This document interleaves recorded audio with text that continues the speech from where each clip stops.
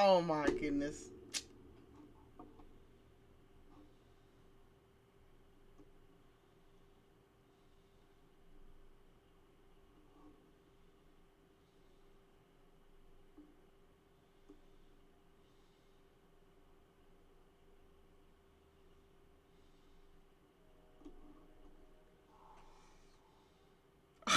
No. Ah. I gotta delete this one. Do it on Twitch too. Huh? Make sure you go to Twitch too.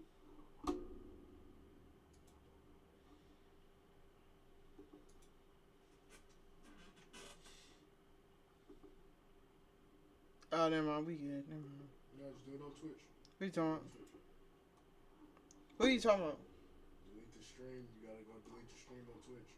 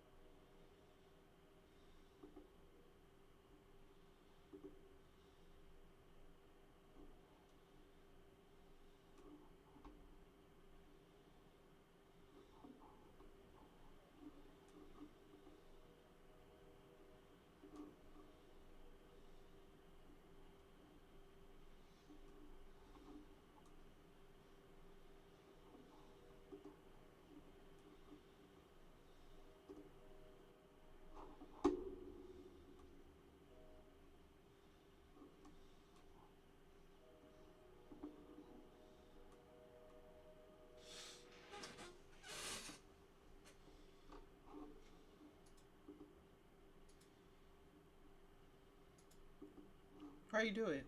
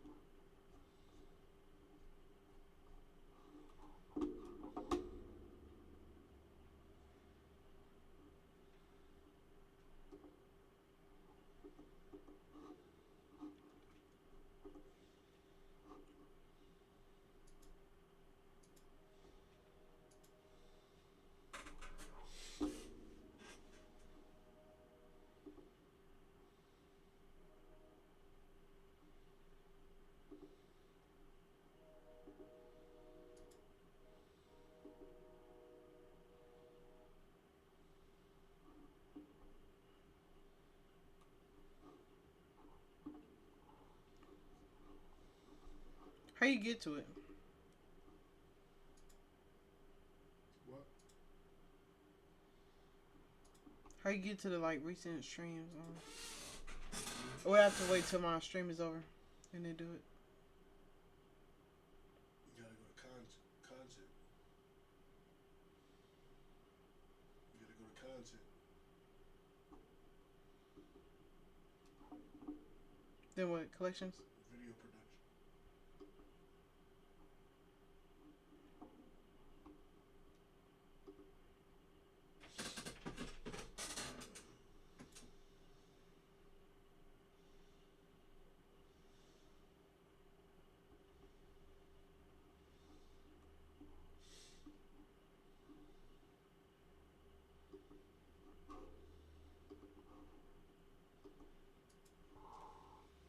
Alright, man.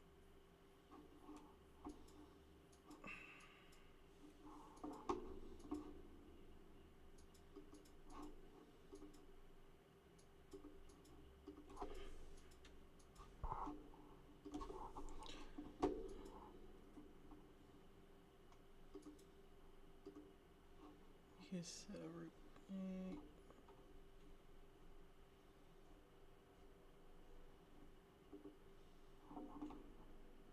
Dang, that shit loud as hell. Huh? Alright. Said what? Nothing, I was talking to myself. No, you wasn't. You said hello. Well, no, you said something. I did. You didn't? Yeah.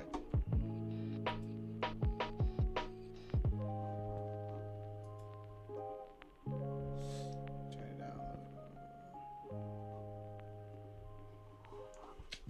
Alright, what's good, y'all? It's Butterfly Mac and we back. Yeah. So, last time I streamed, we finished a game that came out on that day or like the day before.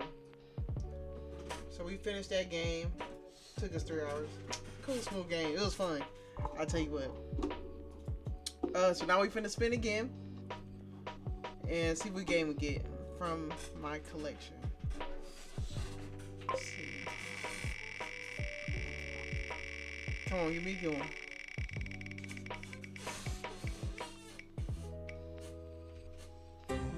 $80? Hopefully it's a good one, bro. I ain't gonna dream. Let's see what it is. Alright. 1, 2, 3, 4, 5, 6, 7, 8, 9, 10, 11, 12, 13, 14, 15, 16, 17, 18, 19, 20, 21, 22, 23, 24, 25, 26, 27, 28, 29, 30, 31, 32, 33, 34, 35, 36, 37, 38, 39, 40, 41, 42, 43, 44, 45, 46, 47, 48, 49, 50, 51, 52, 53, 54, 55, 56, 57, 58, 59, 60, 61, 62, 63, 64, 65, 66, 67, 68, 69, 70. 10 more, alright.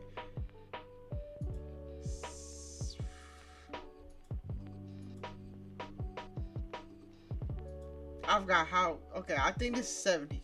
I believe you. I think I miscounted though, but 70, 71, 72, 73, 74, 75, 76, 77, 78, 79, 80. Alright. Alright, let's see what this is. Let's see what this is about. Alright. We got black dude. Okay. Now, off a look, I might have to just go with him.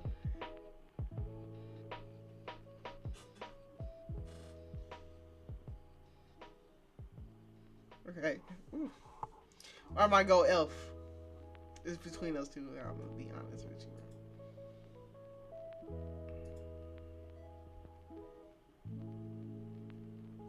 Okay.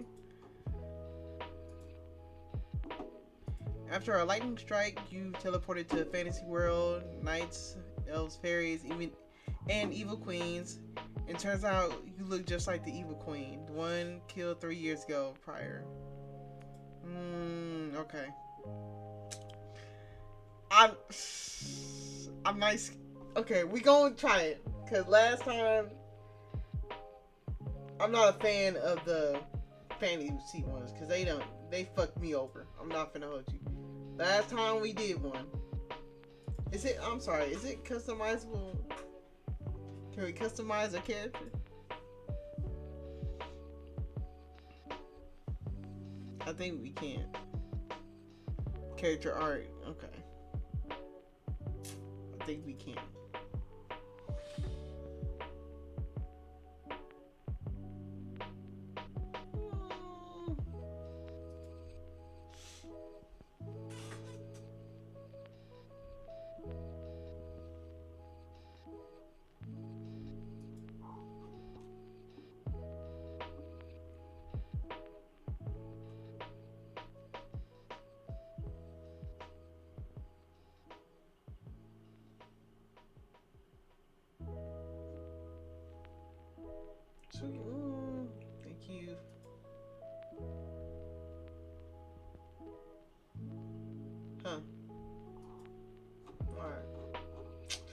Cause last time we played a fucking fantasy Otome game, like that shit was dragging. They had me fucking. I was stuck in a goddamn cave for a tunnel for fucking, I think, an hour, bro. And I said, fuck that game after that. I'm not getting back on the bitch. Whoever was watching that one, you already know that one, but that shit was ass. Fuck it, we'll try it. We'll try it. We'll try it. I ain't mad at it.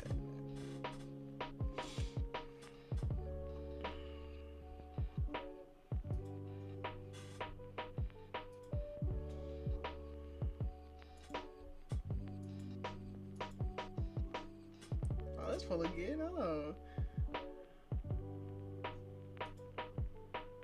Oh yeah, he gotta add this one to there. I'm not gonna hold you. Oh yeah, it's over with. I'm finna add this to my collection, nigga. We always be finding new shit. I'm finna hold you, bro. Alright, babe. Anyways, let's look on the bottom, see.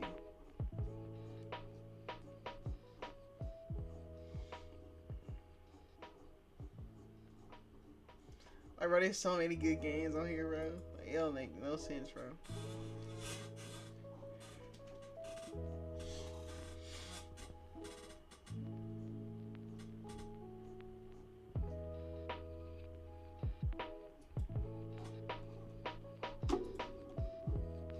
Let's see what other ones they got. Oh, that's $12. I need it. Ooh, I can't wait till I land on this.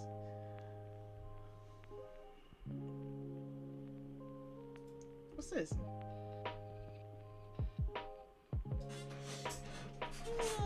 Okay.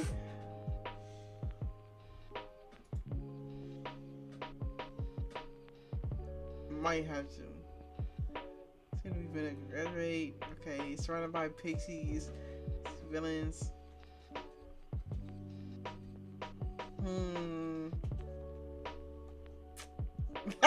We gonna add it to there.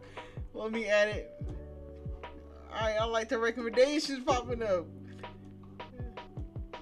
I'm doing okay. You download it. Cool. All right. So while I do that, y'all gonna see the intro screen. I'll be back.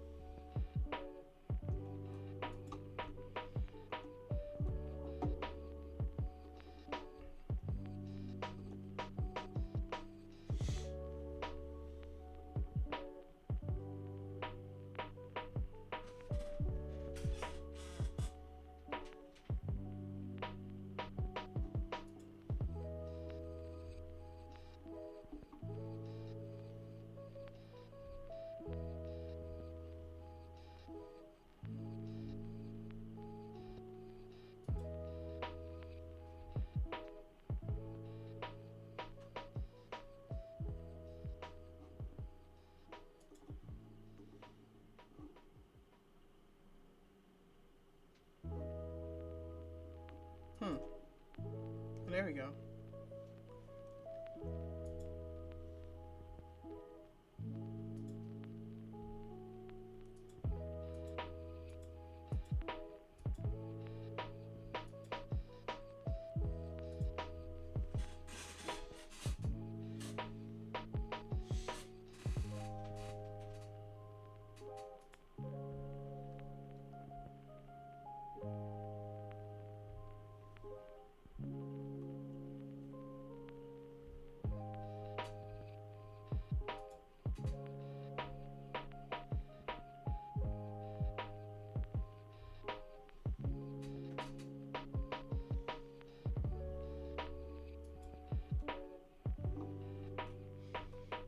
Damn.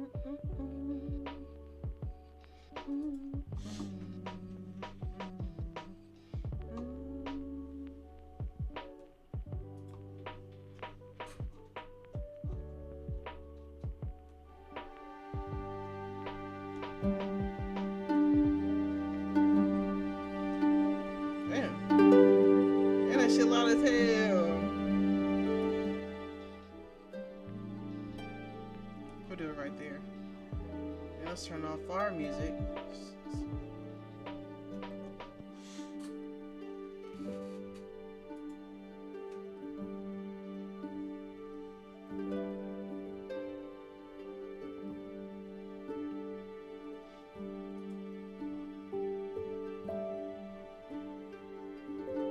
Alright. Got the game. Downloaded.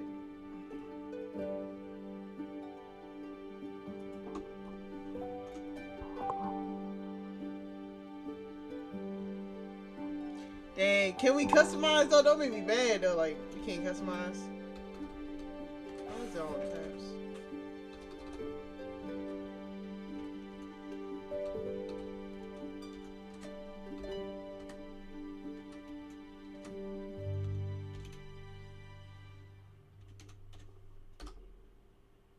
What's her name?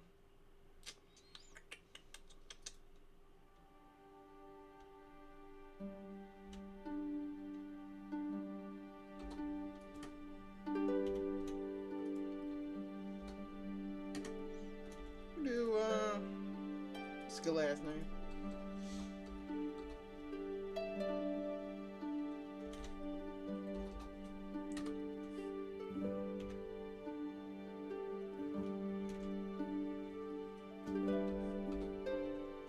I can't think of a good last name. We'll do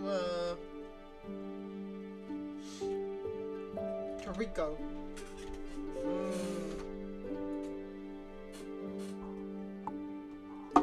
Yes.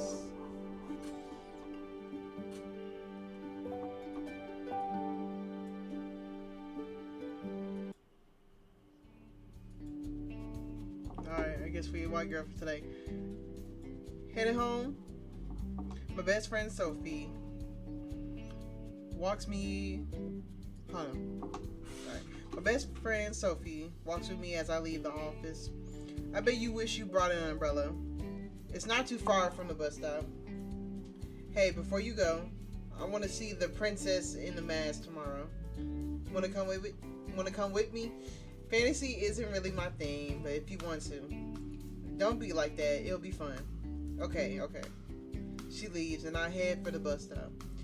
And the moment I do, it starts to pour. Wonderful. Damn. As I break into a run, the light flashes all around me. Heat and electricity sparks down my spine. Oh, shit. Yeah, we fucking died. We got East Sky, bro. Was I just struck by lightning?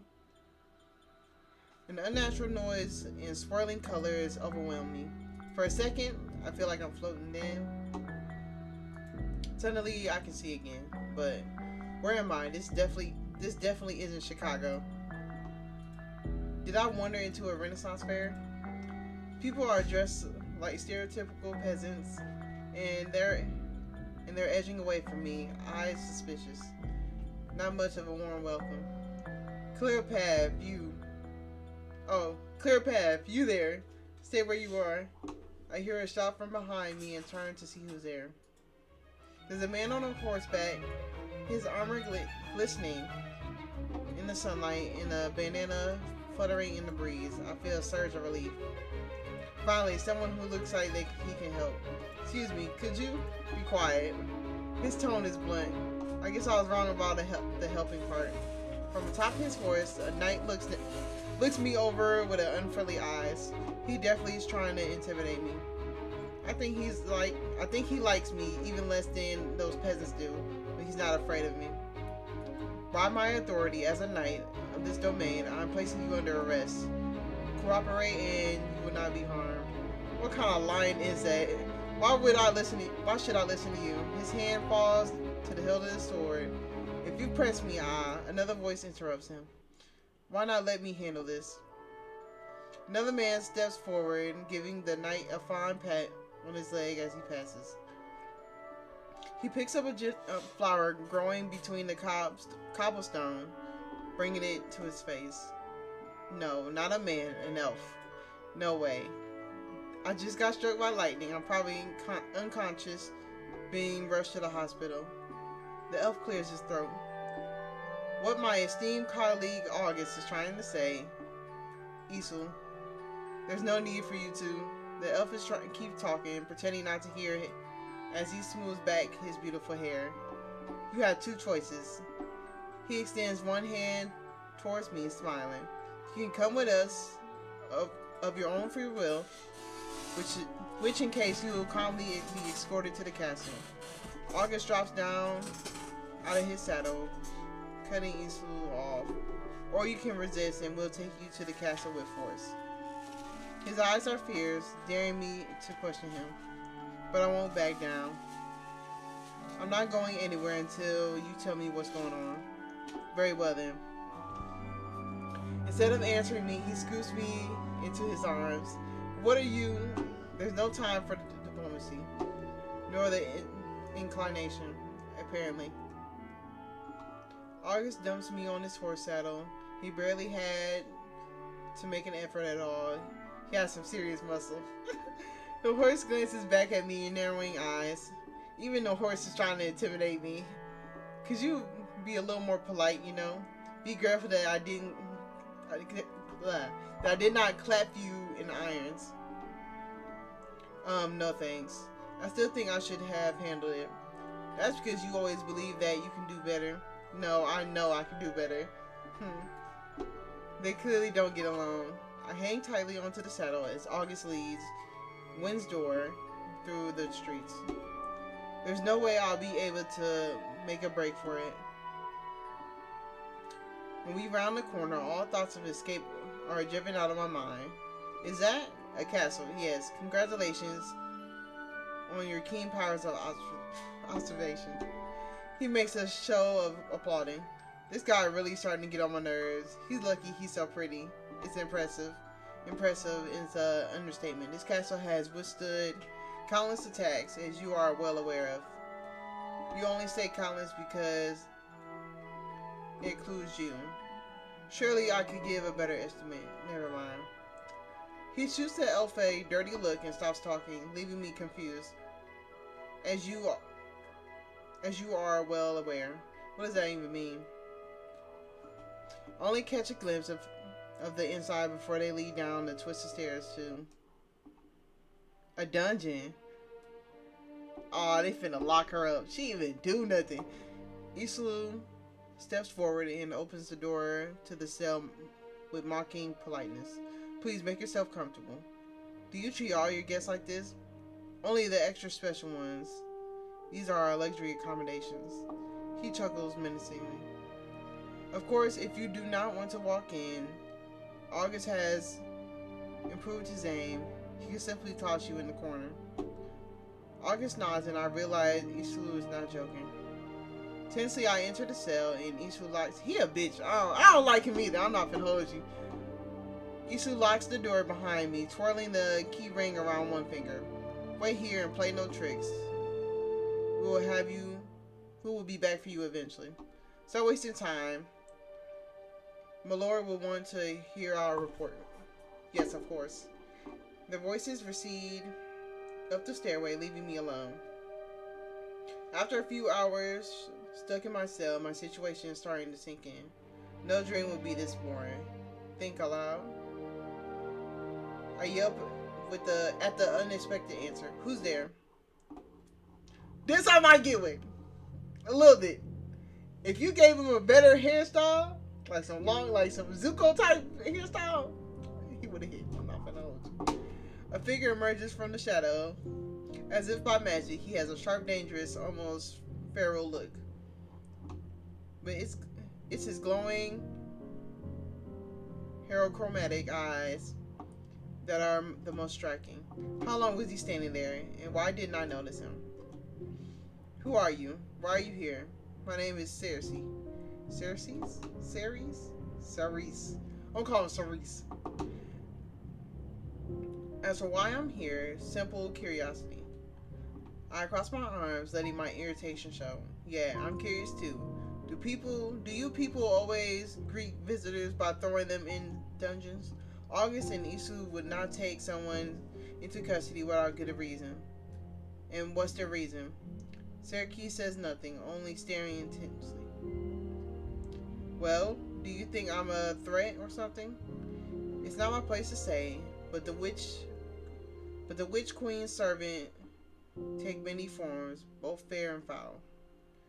I'm not one of her servants. I'm not. Yeah, that does little to my stay my doubts. He shakes his head. No matter. My curiosity is sated for now. Cersei turns away from the cell. Hey, hold on. You can just give me a vague answer and then walk away. Apparently he can. With a long sigh, I lean my head against the cold stone wall. If this is a dream, I'd really like to wake up now. Unfortunately, I don't. I'm not sure how much time passes before I'm jarred out of my thoughts by a jiggle from the cell door. Looks like you're having a bad day. No shit! Why would you say that to me? I see a young woman leaning against the wall outside. She's brightly dressed, lips curving into a cute smile. And, are you normally surrounded by lights and butterflies and flowers? Only if I want to be. It makes a great first impression, though. I guess. The woman laughs, tossing her head. I knew it would. I should introduce myself. I'm Alta, I'm gonna call it Alta. Alta Bella Rose. And you are? I guess there's no harm in telling her. My son, Tariko. Absolutely charmed, now then. She flicks her finger and the lock clicks. With a casual wave of the door swings open too. How about I take you somewhere? You're letting me out? She grins mischievously. I opened the door, did I not? Come on, we should move quickly. She doesn't have to tell me twice. Not that I don't appreciate the help, but why? I find you interesting. The way you speak, for instance, is quite strange. There has to be more than that. Perhaps I have a soft spot for damsels in distress. I guess I did need saving. And there I was, a beautiful figure wreathed in light. She strikes a pose. I stifle a laugh. I imagine you have questions. Yes. To start with, why is everyone so suspicious of me? Living in the shadow of the witch queen will do that. All of you have mentioned the witch queen. Who is she? Alta throws back her head and laughs. That is a good one. I did not expect you to be this funny. I'm not.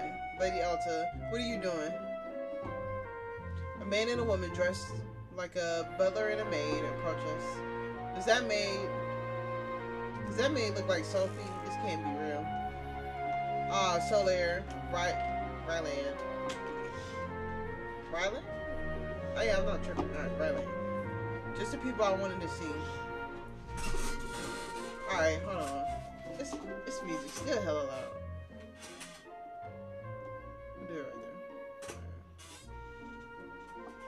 Where has been taking you so long? Lord Wolfson is waiting. You weren't trying to help me escape, were you? I might have led you to believe that, but you tricked me. I do my best with my talents I have. I got my hopes up for nothing. Come along then, my lord. Come along then. My lord is waiting. Reluctantly, I follow the trio through the castle. We reach an elegant door. Heated voices argue on the other side. How can you think differently, Cersei? As I said, I'm not convinced. May I suggest trying to explain instead of repeating yourself? You, of all people, should know that the Witch Queen, enough. The fourth voice is unfamiliar. A strong, commanding baritone that instantly silences the others. August, you go too far. The knight speaks up, sounding embarrassed. Forgive me, Cersei. I spoke thoughtlessly. Think nothing of it. I know your heart is in the right place. Ryland opens the door and clears his throat. My lord Rennie, our guest, is here. The man in the center of the room, Lord Renner, faces me. I shift nervously. He's the tallest one in the room, broad shoulders, powerfully built, with a bold scar that instantly draws my eye. It's obvious he's in charge. Thank you. Solaire, Wheelan, you're dismissed. Two servants bow in unison and leave. So, it's only one syllable, but it contains a multitude of emotions: suspicion, curiosity, anger. His eyes hold me transfixed until. Are you going to keep staring at me? Admittedly, I have not expected you to be so easily rattled. Is he insulting me? Your people dragged me here and threw me into a dungeon, but nobody has told me anything. You want answers? I doubt you will like what you hear still. He paces towards the window, hand claps behind him. I'm the lord of this domain.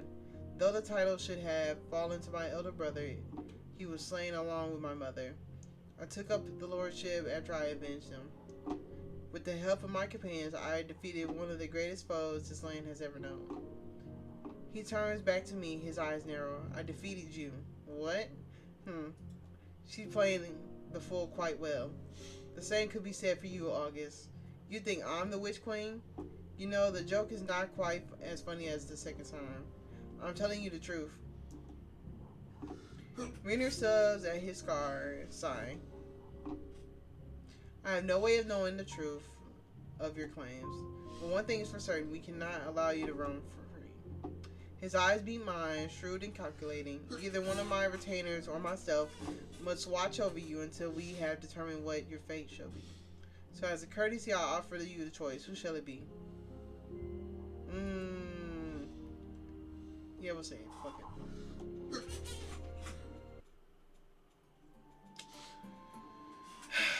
You know what? So, fuck that nigga. I don't fuck with August. She cool, but I ain't on that shit. He a bitch, so fuck that nigga. I'm gonna go with either Rainer or Cersei's. Now I gotta lock in. Well, no, I really don't have to. I can just, I'm gonna do him first. I'm gonna do Black Dude first. Now I'm gonna go back, come back and do Cersei's. That's what I'm gonna do. Choose someone to guard me. My eyes nervously glance around the room before falling back into Rainer. He's the leader, right? Then he should be the one to look after me. I choose you. The others don't seem too pleased by my choice, but Rainer simply gives me a appraising look. My lord, you cannot seriously be considering this. If anyone should watch her, it should be me. Rainer raises his hand and August falls silent. He did say I could choose him. I did allow her the option of choosing me, see? And it is a logical choice, August. My lord, you know how I hate to agree with him, but August has a point. You already have enough responsibilities without adding her. They seem all to have objections to this decision. I'm starting to wonder if I should have picked a different person. It'll be fine. After everything the Witch Queen did, is this a wise reason? Rainer sighs heavily at this. Alright. I do look like the person that killed his family. He'll get over it. He'll be fine. I understand your concerns, but you gave her the option and I will honor it. He looks to Otome and if expecting another protest. You know, I would gladly take the responsibility if need me to, my lord. And you would have fun with it too, I imagine. But the decision has been made and I will hear no more arguments. Now I believe proper introductions are in order. I am Lord Rainer Wolfson. He looks expectantly at me and does everyone else. I've been out of the conversation for so long that I'm quite prepared to rejoin it so suddenly.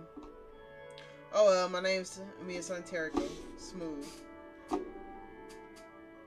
Is your unusual name supposed to make us trust you? What? My name is not unusual. I guess it's probably unusual in a fantasy land here. Is it? It is an unfamiliar name. Now then, Mia-san, I hereby make you my charge until such time comes that we can decide on what your fate should be. His presence has a silent power to it that can draw my gaze, and I can't look away. He gives me an expectant look, and I realize the others are looking at me as well.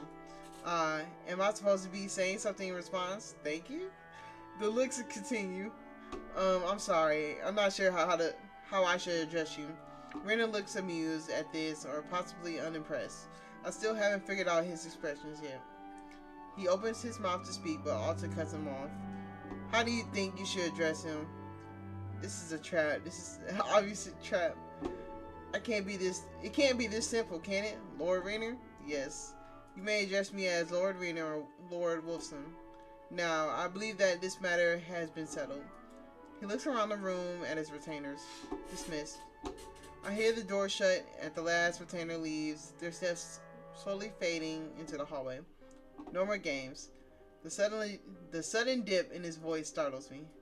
His courteous demeanor is gone, replaced by a steely expression as he stares intently at me. Why are you here? I don't know. I just woke up here. Such a transparent excuse. It's the truth, is it? Yes. He doesn't give up this time to breathe. He doesn't give me time to breathe. In between questions, as soon as I answer, he's asking another, making my brain rapid fire without thought. He's interrogating me. Where are you from? Chicago. His eyes narrow in slight confusion towards me, and the silence grows heavy with his stare. What? Oh, what? Rainer doesn't say anything, just continues to stare at me, as if he's trying to see into me. What does he want me to say? I don't know what else to say. You truly believe what you're telling me? Yes, it's the truth. His hand comes to his chin, stroking his beard and gently touching the bottom of his car. Since you say you are unaware of her, perhaps I should tell you about the Witch Queen then. I swallowed thickly at the question. I want to know, but the timbre of his voice suggests that I won't like where the conversation goes. Please. Renner sighs and turns away, looking towards the stained glass window. The Witch Queen was a lady of the court in the capital domain. She became obsessed with our king to the point where she plotted against him. Until one night she killed the king in the circle of the lords during a gathering, poisoning their food. My mother was fortunate enough to survive simply by not being there. The words are heavy on my heart. I can tell it's not an easy story for Rainer to tell. I'm also hanging on every word. I want you to know what happens. She forged a document saying she was the sole heir to the kingdom. No one but my mother could object, and she alone could do nothing. There's a tinge of sadness in Rainer's voice, but his face betrays nothing except stony stoicism. The witch's queen power grew and grew, and she became paranoid of those who might bring her down. Hearing a rumor of prophecy, she waged all-out war against the demon domain that lasted 7 years. My mother tried to organize a resistance, but by the time she had enough forces gathered, it was already too late. The demon domain was completely wiped out. An entire nation of people gone. No way. My mother and my brother waged war against the witch's queen for many years, turning the tides of battle in our favor. Then they were both killed before they could hear them. With both my mother and my brother, her successors, dead, the title of the Lord fell on my shoulders. I gathered a group of talented individuals, my retainers, and sought to land to devise blow against the Witch Queen and her armies. 3 years ago, we defeated her, and there has been peace since. At this, he turns back to me, his gaze so powerful that I'm locked into it.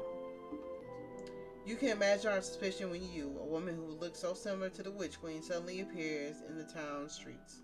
For a moment, I forgot how to speak. My heart is pounding. He's so intense. That sounds awful. Having to go through that and then just having me suddenly show up here. I fiddle with my hands, unsure what else to say. Do you really believe I'm here? His eyes darken and a shiver races up my spine, making the hair on the back of my neck stand up. I believe that Witch Queen must be stopped by any means possible. The still edge to his voice has my heart racing. He didn't answer my question, but he didn't have to. He won't hesitate to go after the Witch Queen again. But what if I'm actually am the Witch Queens in this scenario? After the conversation ends, Rainer steps away. I stay silent, trying to process everything that I've been told. The way he said that, he's absolutely serious. This has to be a dream.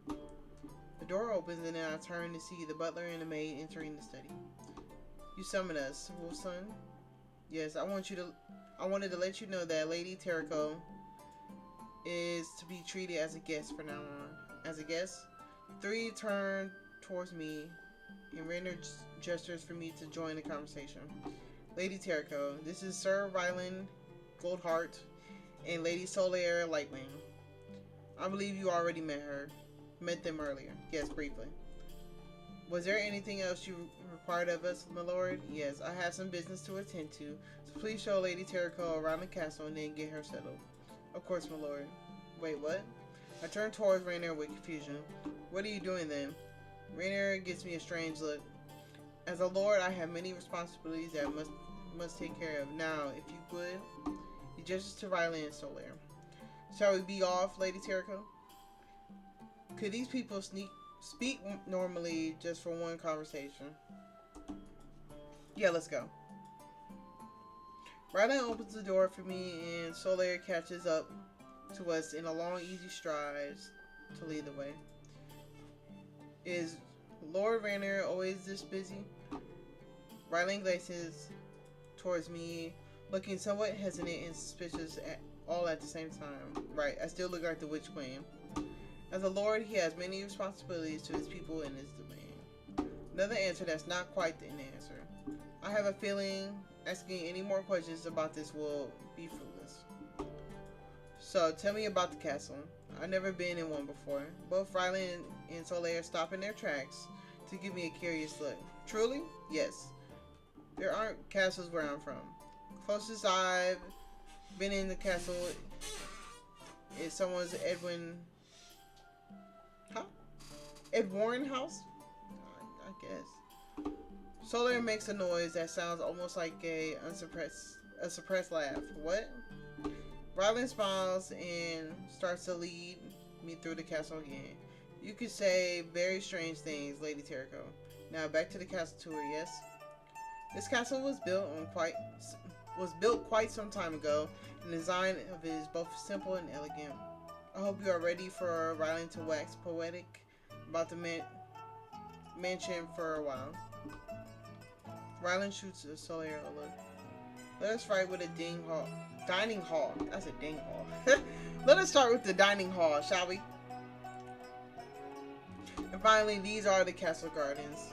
After a long walk through the castle, stepping outdoors is very refreshing. And the gardens are gorgeous. Man, I wish I knew more about plants. Oh, shit. Yeah, that shit scared me. I want to see if it pop up on here. It's gonna make me mad. Oh, it's good, Hamili. No, I'm just chilling, bro. On the new game. Let's see, bro. As a roaming further away, movement catches my attention. Are those people? Appear in the spot where Ryland and Solaire can be seen, and something about the way they're dressed makes me feel uneasy. Why do it feel like they aren't supposed to be here?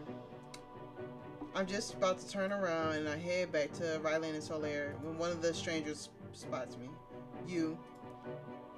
We've been looking for you. Backpedaling, I run back towards Ryland and Solaire, who are already on their way towards me. As soon as they see the two strangers, their eyes narrow. Solaire, call for Lord Ryner. Solaire nods and rushes off as Ryland steps in front of me, shielding me from the sight of two strangers. What are goons like you doing here? Now, this doesn't have to get violent. Just hand us the lady and we'll be on our way. The goons step forward, weapons held threateningly. Do you know these people? Oh wait, hold on. They won't let me show it on there. I don't even see that. Do you know these people? No, and I don't want to go anywhere with them. The goons' faces fall into awful sneers. You can come willingly, or we'll take you back the hard way. But we aren't leaving without you, my queen. Aw, shit.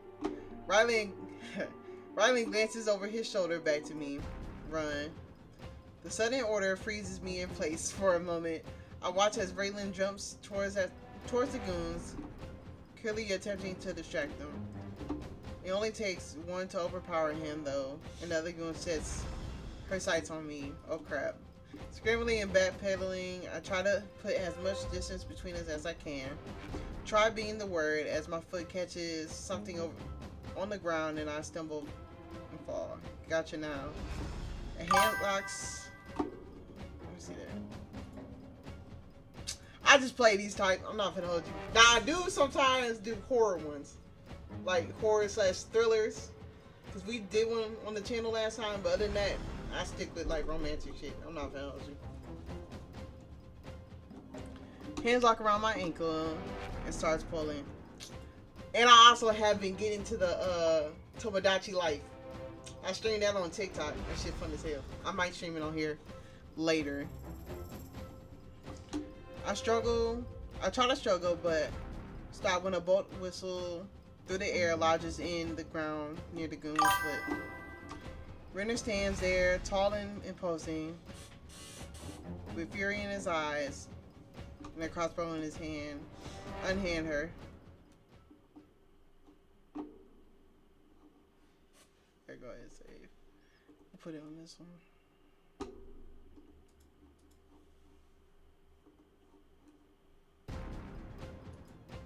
What's your schedule? Usually I do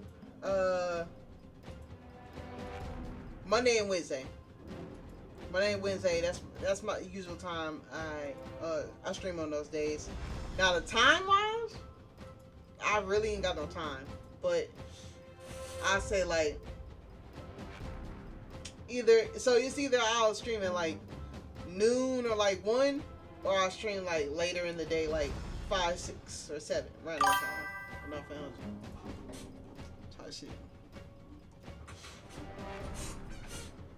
Oh, what the hell?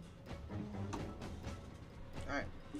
Arrows strike on the ground and the goons let go, jumping back. As soon as I'm free, I scramble to my feet and back away. I quickly hide behind Rainer, almost pressing myself to his back to hide from the goons. The second one turns to face Rainer as well, and Rylan stumbles away, rubbing his arm with a wince. He gently grabs my shoulder and pulls me back from Rainer. Lord Rainer can handle this without us. Rainer steps forward, drawing his crossbow sting back with a powerful motion and loading another bolt. Lay down your weapon and surrender, or I'll show you how good my aim truly is. Talk your shit, nigga. The goons look at each other and then back to Rainer. Why are you not? What are you talking about? Hold on.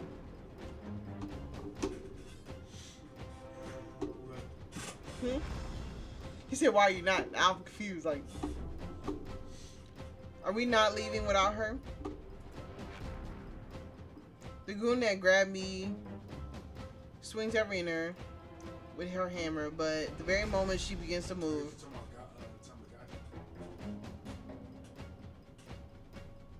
no, I was talking about my schedule. They asked about my schedule. Hold on. I said, why are you not affiliated yet? Bro, I know you see my follower count, bro. I only got 2. I think you need like, what, 25? Yeah, you need 25 to be affiliate. Nigga, nah, I got you. I'm not gonna hold you. I'm gonna be patient, you know what I'm saying? But, yeah, that's why. Okay. Okay, I read this. Cool. Alright.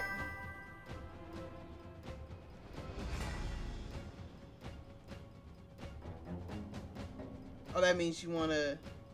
Hey, bro, your shit cut off. I don't know what you said after that. Oh, that's what you mean.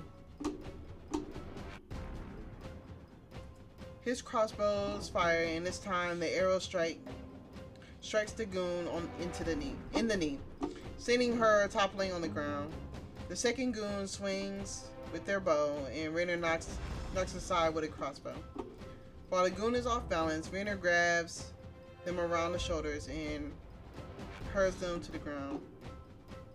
The goons land with a heavy, painful sounding thud and scrambles back up to their feet, panting. They're clearly reassessing the situation and looks between Rainer and I before turning to run. I would not attempt to escape if I were you. August steps out into the goon's path with his sword drawn. The goons stop in their tracks and turn to a different direction, attempting to flee again. Xerxes and Azul appear before them, weapons at ready. You think his aim is good, mine is better. There's only one avenue left for the goon to try and escape, and the moment they look, Alta steps onto the path. For a second, I think they're going for it anyways. There's no way she could stop them by herself. To my surprise, the goon throws her weapons down and surrenders. August and Cersei immediately step forward and start tying the two goons while Alta pouts. I was hoping they would try to escape. I had a spell ready and everything. Azula raises an eyebrow at Alta. Actually.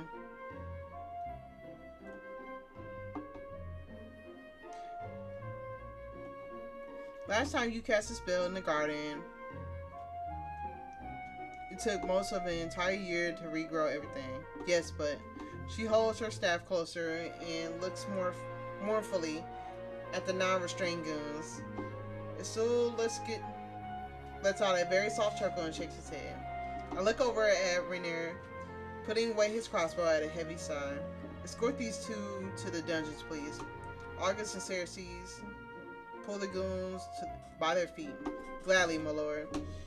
Azul and Alta follow them out of the gardens and into the castle.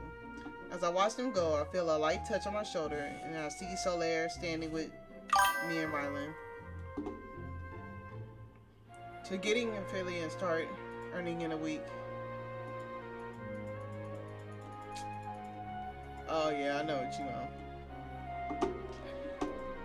We must have come back with the others. Rainier approaches us, concern evident on his face. Are you well, Rylan?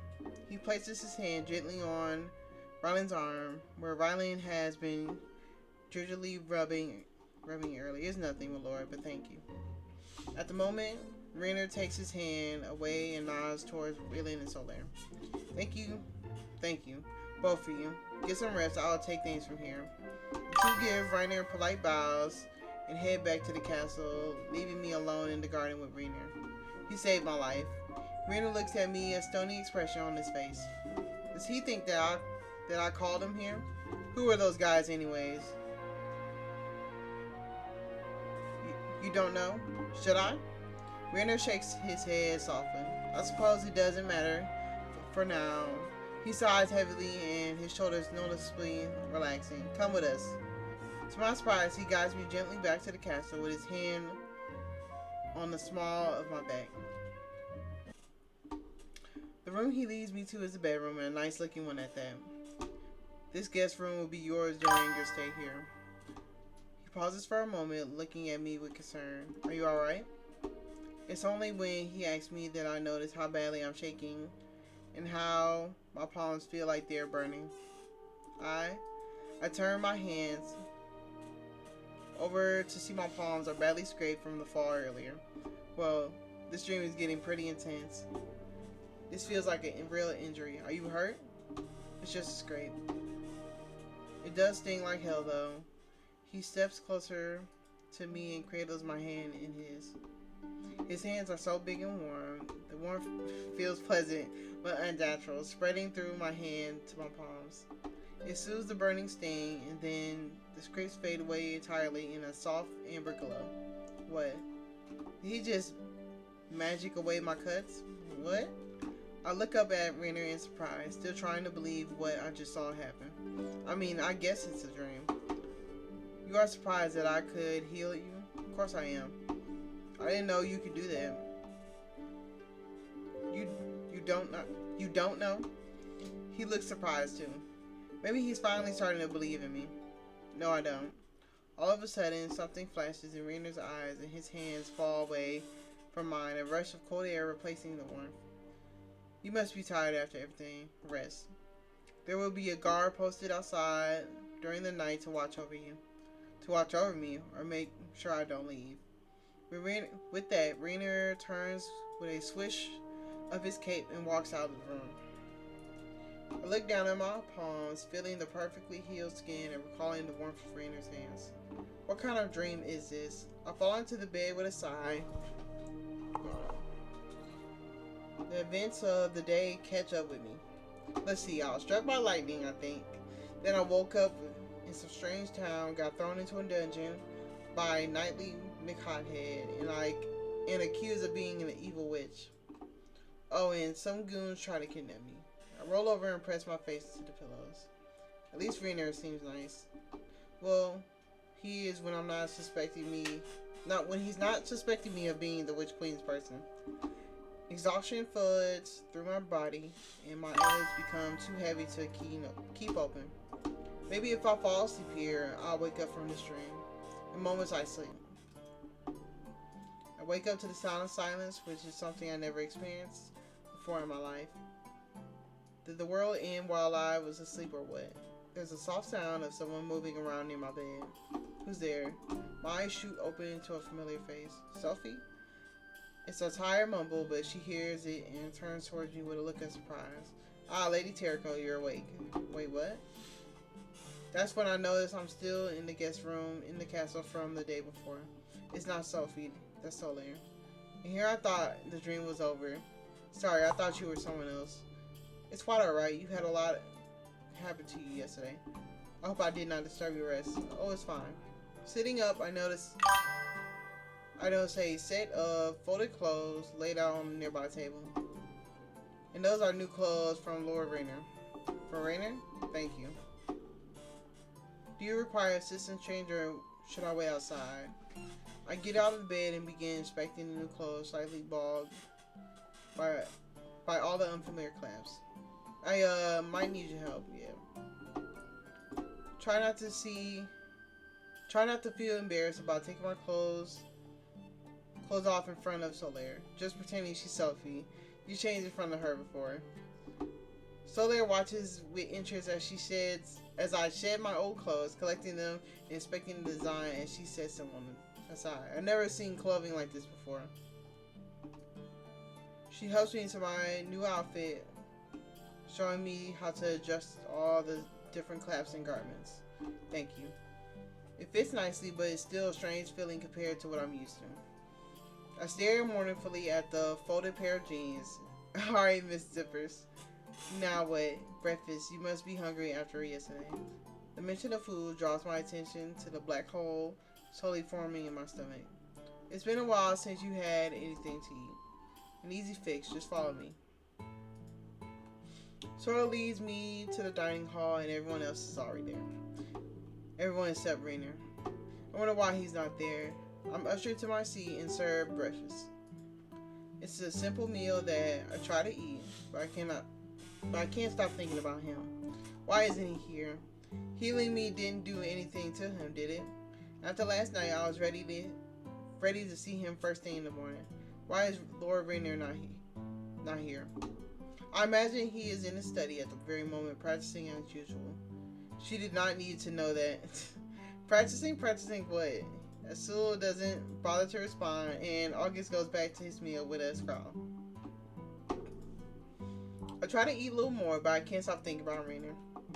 The memory of his hands. Obsessed with this nigga, ain't you? Shit. I guess I am. God damn. You still got a few more hours. Nah, you just made me yawn. You still got a few more hours. The memory of his hands cradling mine remains in my head, clear as the sunny days. Maybe I can slip away and find him. There's so many people in this room though. I need a distraction first. I look around the room for inspiration, but the only thing that catches my attention is the occasional glare and eye roll from August and Soul, respectively. Looking back down on my meal, a light bulb goes off. I soak a piece of bread in my broth and load it onto a spoon like a catapult, aiming right at August. Just as I line up the shot and let it fly, my eyes meet Alta's across the table. Oh, she saw the bread. The wet bread hits August in the temple with a wet thwop sound. His head snaps up. Everyone looks up too, and Sul quietly grins at the sight. Heart beating wildly, I point to Sul. He did it. Hilarious as it was not me. Alta winks at me. Oh, you absolutely did.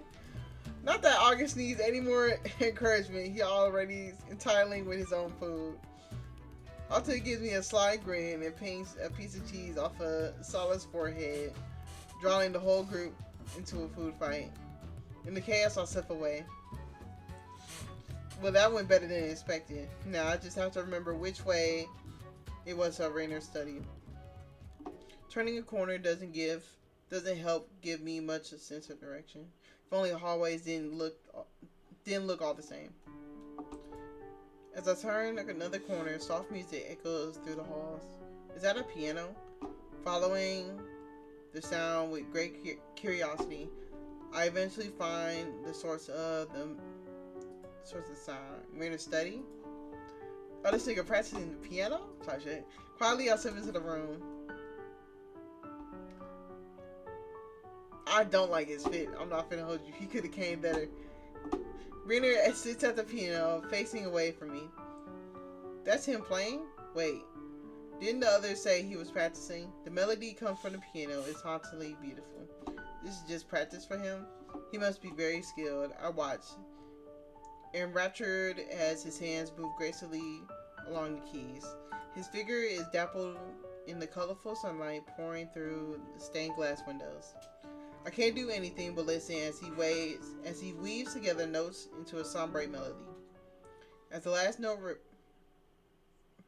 reverberates throughout the room, Rainer sighs. That was beautiful. He jumps out of his seat and turns to face me, letting out a breath when he sees me. Whoops, didn't mean to scare him.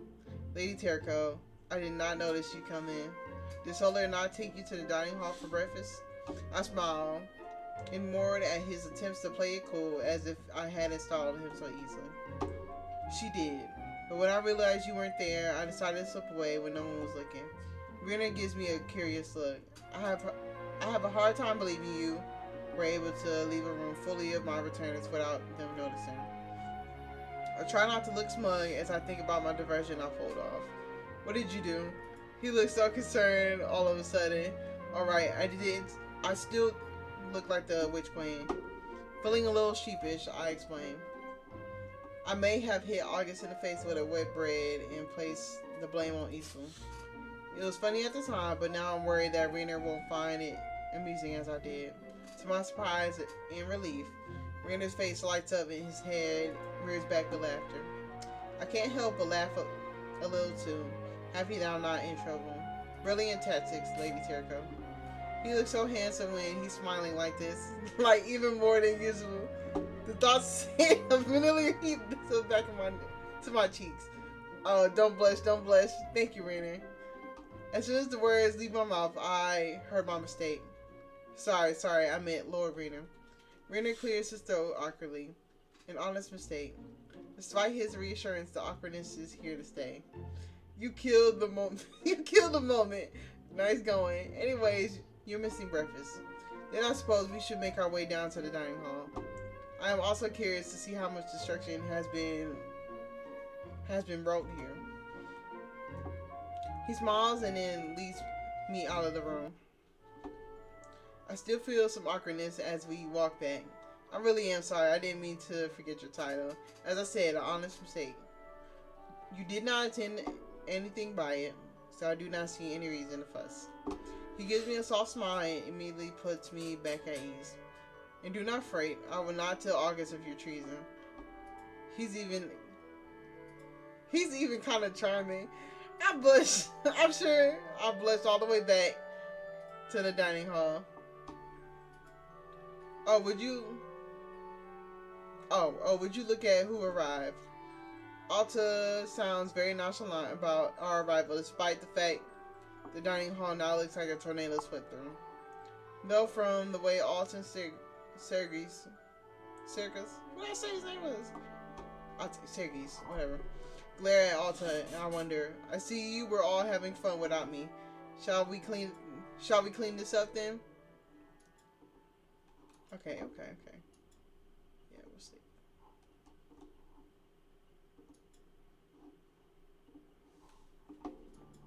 Everyone heads out to start their days long before Rainer finishes his meal. I wait patiently for him, remembering I chose him to watch me and now wondering what that might entail. He did rescue me from the goons, but so far he's just let Riley and Solaire look after me. Are you ready for today? I'm not sure.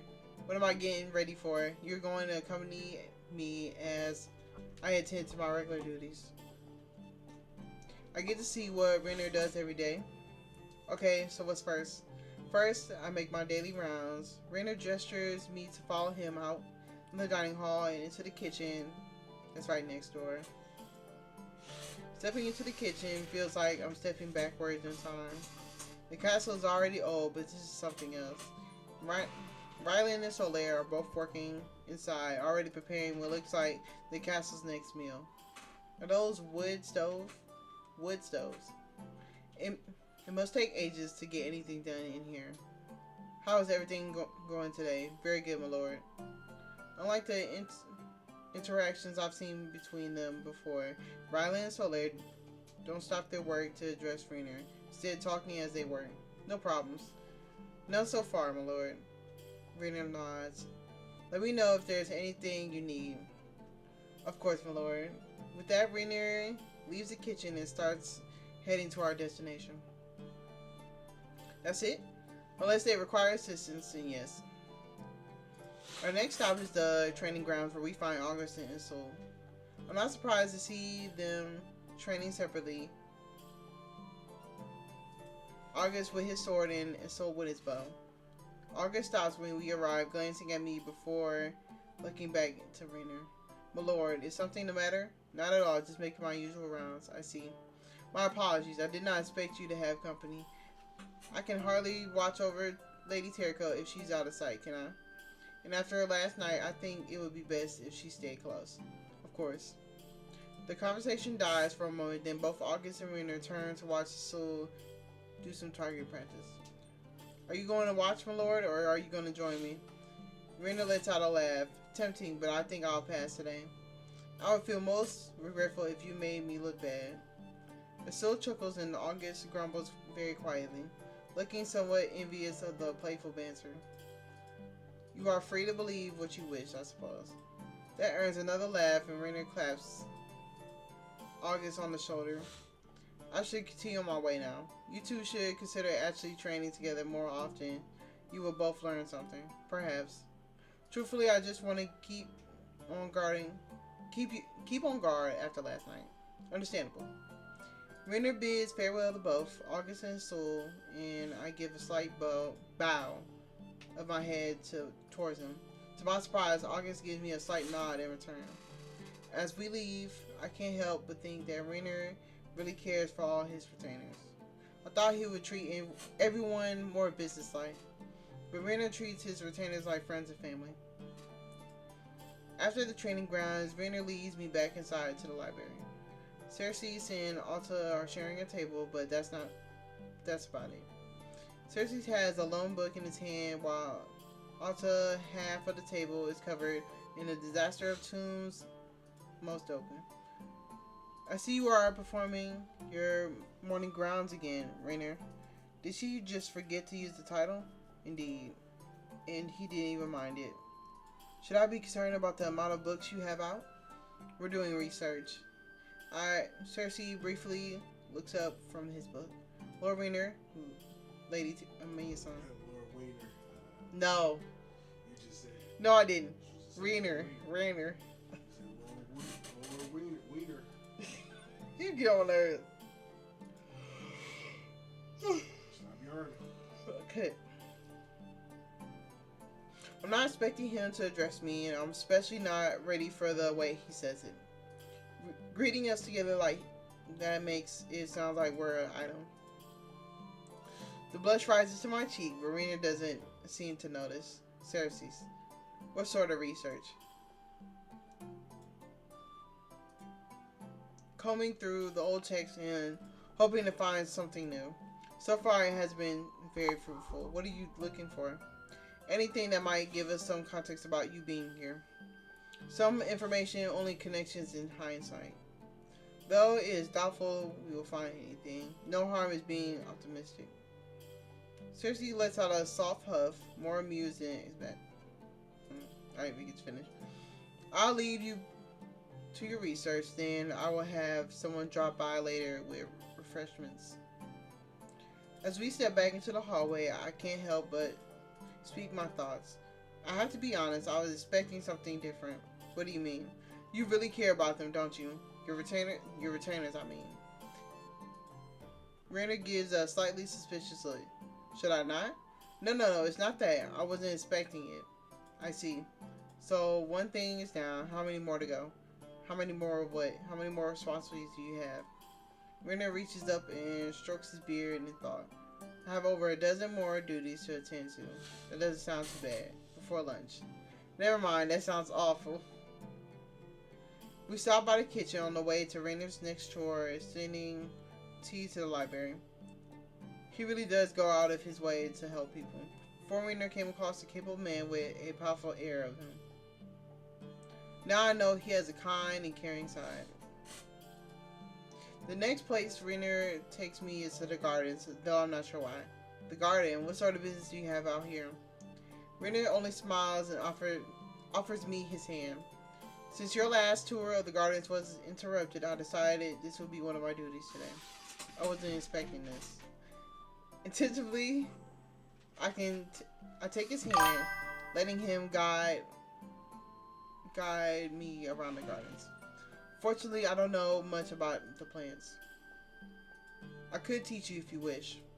Actually, I have a different idea. We should play 21 questions. Rainier pauses in his tracks, and for a moment, it gives me a confused look. I'm afraid I do not understand your meaning. How does one play 21 questions? Oh, I guess they don't have that game here. It's kind of a game for people to get to know each other better. Two people can take turns asking questions, and each person has to answer truthfully. That sounds more like an interrogation technique. I mean, it's supposed to be a conversation starter. Rainier gives me an endearing grin. I believe we are already conversating, but by all means continue. A joke, just kidding. Okay, first question. Do you ever make time for yourself? Rainier seems a bit taken aback to the question. What do you mean? You told me how busy you are today, and you said you do these things every day. Even last night, you were busy that I trail off awkwardly. I should have suspected something like that could happen. You came when it mattered. And I wasn't trying to imply anything malicious. I just meant that you always seem busy. It's a part of being a lord. I have a responsibility to all my people. There is a lull in the conversation as Rainer walks me through the gardens. Was that a sufficient answer? Yes. Now you get to ask me a question. He's thinking hard about his question, clearly not wanting to waste a single one. It doesn't have to be a perfect question. Just ask me something you really want to know. Do you like the outfit I gave you? I'm not sure what question I was expecting, but it wasn't that. This one? It took a little getting used to, but yes, I like it. I'm glad. Now I believe it's your turn. Rainer seems to be enjoying himself, and it's a nice feeling. After the negative reputation yesterday, I'm a bit surprised how well things are going now. Why were the others so against you guarding me? Rainer looks away from me, focusing on a point far away. You already know why my retainers were against it. The witch's queen killed my family, nothing more. The way he says it makes me believe there is absolutely something more. Still, I shouldn't have asked something as heavy as that out of the blue. Right, sorry. Rena sighs and turns towards me. I have had my time to grieve. It doesn't sound like you have. Your turn to ask a question. Rena leads me further into the gardens and taking deep, measured breaths. May I pass? Pass. Oh, well, of course you can. I shouldn't have made things so heavy. Time to fix that. What's your favorite color? Because just a wild guess here, I'm going to say it's red. A small grin tugs at Rena's lips and immediately some of the tension eases. Amber. Okay then, your turn again. Same question. You want to know what my favorite color is? Yes. Oh. Well, I really don't have one. Black technically is not a color. Blue or maybe red. Green is really good sometimes too. So you enjoy a large spectrum of colors then. Yes, something like that. He chuckles in the way of the earlier question vanishes almost completely. We continue to stroll through the gardens, trading light-hearted questions with each other. I can tell Rainier is getting more into the game. I wonder what his question should be when I ask him. What's your favorite animal? Surely, you can guess that answer without my help. Clearly, Lord Wolfson is extremely partial into big cats. He smiles, and gentle and soft. His rumbling laughter sends warmth spreading through my chest and face. He's really starting to relax. Cersei appears, if out of nowhere, looking towards Rena seriously. My lord, I hope I'm not interrupting. Not at all, Cersei. Is something the matter? Cersei glances at me briefly. The prisoners we captured last night are finally ready for questioning. In an instant, Rena's face becomes stony and serious. Any hint of previous carefree attitude is gone as he goes back into business mode. Thank you for telling me, Cersei. We will head to the throne room immediately. We will. The throne room is one of the places Ryland told me about during our tour, but actually stepping inside of it is another thing entirely. Rena strides to the throne near the back wall, taking his seat with authority. I'm unsure whether or not I should follow, but I haven't been told not to, so I stand awkwardly next to the raised throne. On the other side of the throne, August stands, hand already flexing to grab his sword if needed. Rena leans back to his seat, elbow resting on the arm of the throne, a picture of power, like a god idly looking down upon some weary mortals. Bring the prisoners forward. Look, I already told you all I know. We were just supposed to be bringing back our queen. Rena glances towards me briefly as if curious to my reactions, but honestly, I'm not sure what I should do. Who says that I'm your queen? Rena looks down at me, but doesn't object to my question. The goons look over at me and I step forward, slightly making them acknowledge me. I ask you a question. Rena continues to remain silent and stares down expectantly at the goons. You believe I'm your queen and you won't even answer my question. The goons look between me and Rena almost desperately, as they had rather he be the one asking questions. The lady has made an inquiry. Surely you have enough manners to answer. One of the goons stutters, but nothing legible comes out. Is my question too difficult? Should I ask something easier? To be honest, I'm just mimicking what I remember from cop shows, but I'm really getting into it. This asshole did try to drag me away by my ankle too. I'm still pretty mad about that. I pace from side to side between Rena and the prisoners. Everyone's eyes weigh on me, as I do, and I know I have to come up with something. It's like the chess game. I gotta think more about just the next question. Oh wait, I got it. I turn to one of the goons, slinging her out and hoping I can strike an intimidating pose.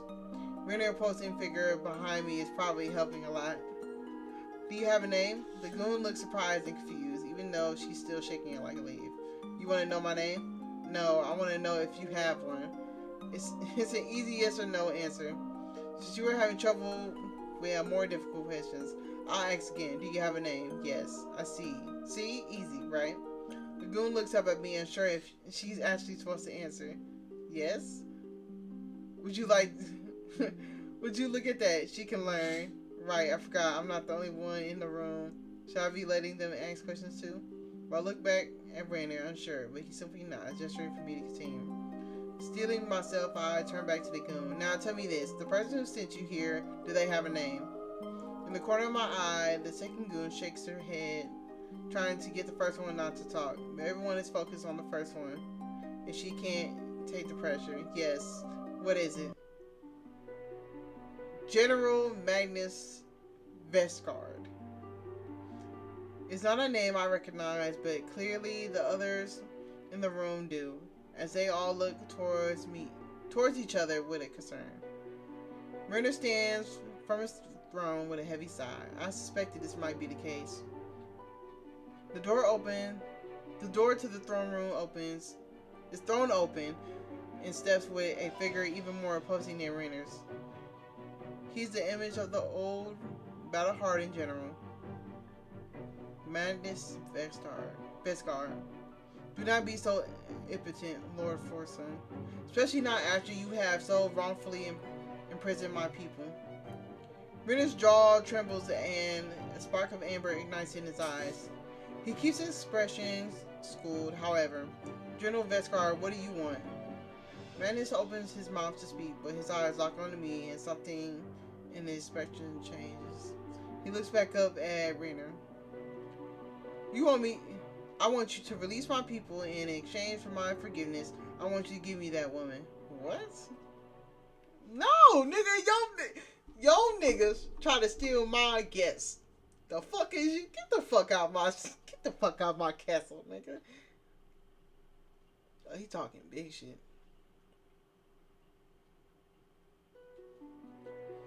Silence fills the room as Magnus offers sinks in. The most terrifying part is that Renner actually seems to be considering it. Why? Really, Renner? You can't seriously be thinking about this. Your deal is unacceptable, General Vestgard. Escal tugs briefly at Magnus' lips before he manages to school his expression again. Why is he so calm? What's going on? Like Renner, Magnus seems to be considering his option carefully. The two stare evenly at each other, and I feel like I'm in the middle of a mental chess match. That's disappointing. Surely you might reconsider Wolfson. Magnus says Rainer's titles so mockingly. What is there to reconsider? Must I spell it out for you? There will be consequences for refusing me. Do you think she is worth that? Rainer strokes his beard thoughtfully. He's not actually reconsidering because some vague threats, is he? Maybe I should. Izo catches my attention from the other side of the room and slowly shakes his head. Or not. All the others remain silent, but it seems ready to act on whatever decision Rainer makes. I know Rainer cares for his people. I don't know if that care extends to me yet. I think...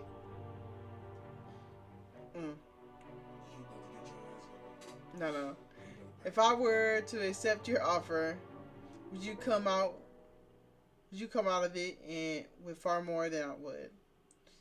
But you will come out with even less should you refuse. He talking shit. No. Though if you want something to sweeten the deal, I suppose you could keep the prisoners. The goons look up at Magnus with shocking disbelief. And what purpose would that serve me? Magnus and Rainer stare each other down again before Magnus sighs and looks away for a moment.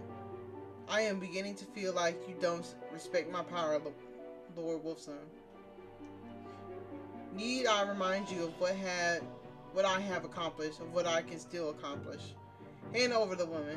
Perhaps I have not made my answer clear enough, General Vestgard. With that, Rainer draws his crossbow and fires a bolt into the floor at Magnus' feet. You. Rainer calmly reloads his crossbow. Was that not a good enough answer, General? My answer is no, too. By the way, I don't even know who you are. Find someone else to be your bargaining chip. Despite his neutral expression, there's a fire in Magnus' eyes. Oh, he's pissed. I can almost see him trembling with rage.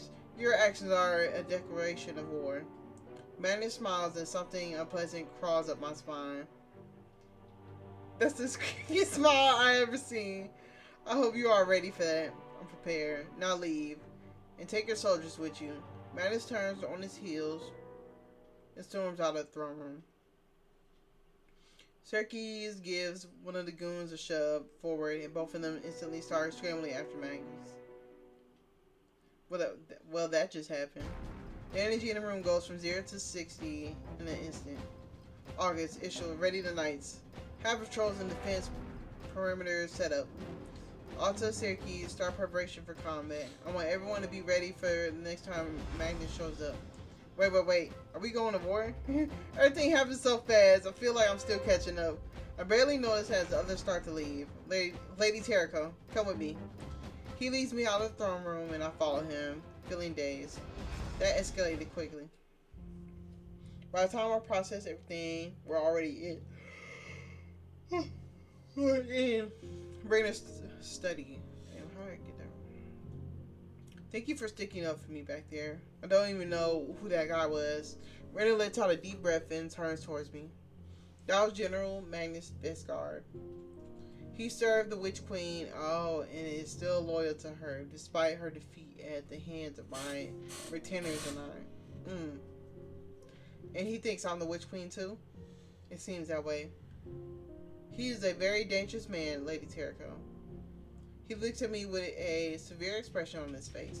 There's a lot at stake here. Only hope you do not make me regret my decision. I understand. Rainer's putting a lot on the line for me, isn't he? I wish there was a way I could help him. Rainer sits down at the desk and starts rifling through books and papers, picking up his quill. He scribbles down notes while looking through the other books, frustration becoming apparent on his face as he crosses something out and starts again. I shift from foot to foot nervously, wondering if there's anything that I can do. Can I help you with anything? Rainer spares me a brief glance. I'm afraid that there's not much you can help with at this moment. Rainer lets out a frustrated sigh and drags his hand over to his face. He looks so stressed. Rainer? He looks down at the parchment thrown about his desk and stands up. I'm fine. I just need a better way to think. He walks to his piano, letting out a long sigh. Rainer sits down at the piano, his hand instantly finding their place onto the keys. Like before, I'm entranced as he starts to play. He starts by playing the same sequence of notes, up and down and up, over and over. Then his transitions into playing chords, testing different melodies. I don't see any sheet music. Is he making it up as he goes, or is he playing from memory? I'm drawn in by the fluid motions of his hands, moving closer and closer to Rainer. I wish I could do that. Can you teach me how to play? He takes a moment to consider, then he slides down at the seat to make room. Please sit. Have you ever played anything like this before? I have one of those little keyboards that plays nothing but cat noises. Maybe I shouldn't say that. Nope. Rainer raises his eyebrows at me, but doesn't press further. I see. I'll be starting with the basics then. He moves his hands over to mine, but pauses before he actually touches me. May I? Heat rushes to my cheeks. Yes. I gotta get my screenshot in. Hold on. Bro, ain't nothing crazy, bro. They haven't even done that, bro. I haven't even been able to make a choice yet, bro. For real? Yeah, like it's all story, bro.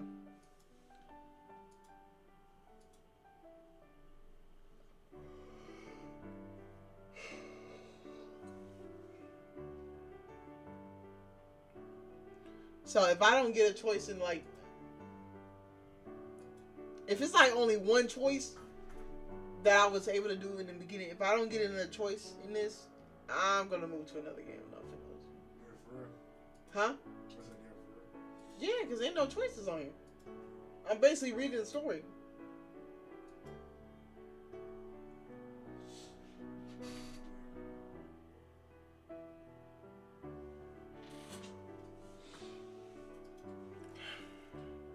And you can even customize, bro.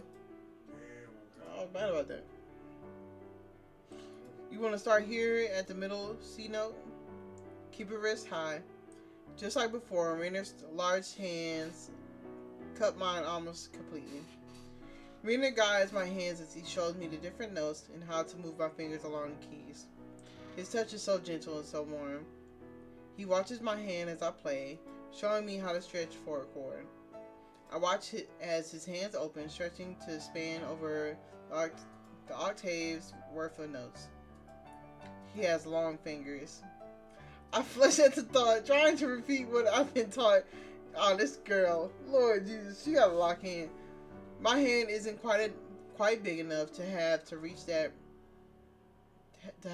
Rainer does, but he pats my hand gently for the effort. You have the aptitude for this, really? I turn to look at Rainer's face, only to find him smiling back at me. How long has he been looking at me?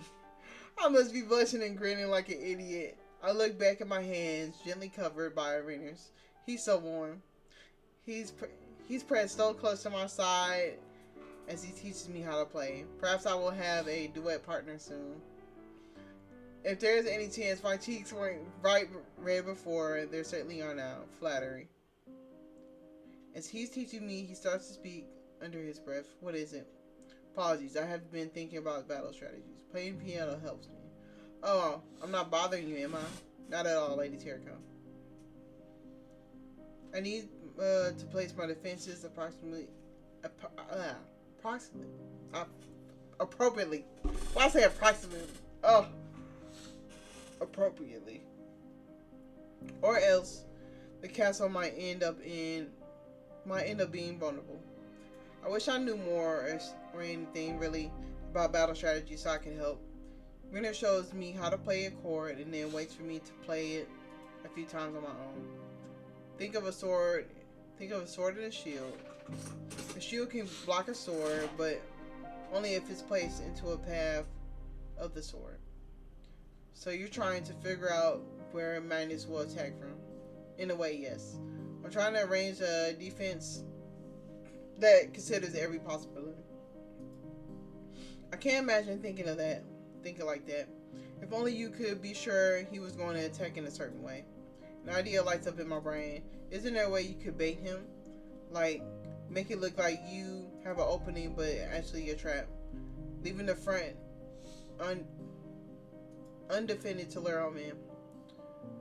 Rainer pulls his hand away from mine for a moment, playing further down the piano as he thinks. I can tell if I said something good or not. Rainer lets out an amused chuckle. You have the strangest ways of phrasing your words, Lady Terraco. But yes, I do see your point. Wow, I didn't think I would actually be helpful. Thank you. You have been a great help. He nods and stands from the piano with a gentle smile. We should join the others in the banquet hall. Come now.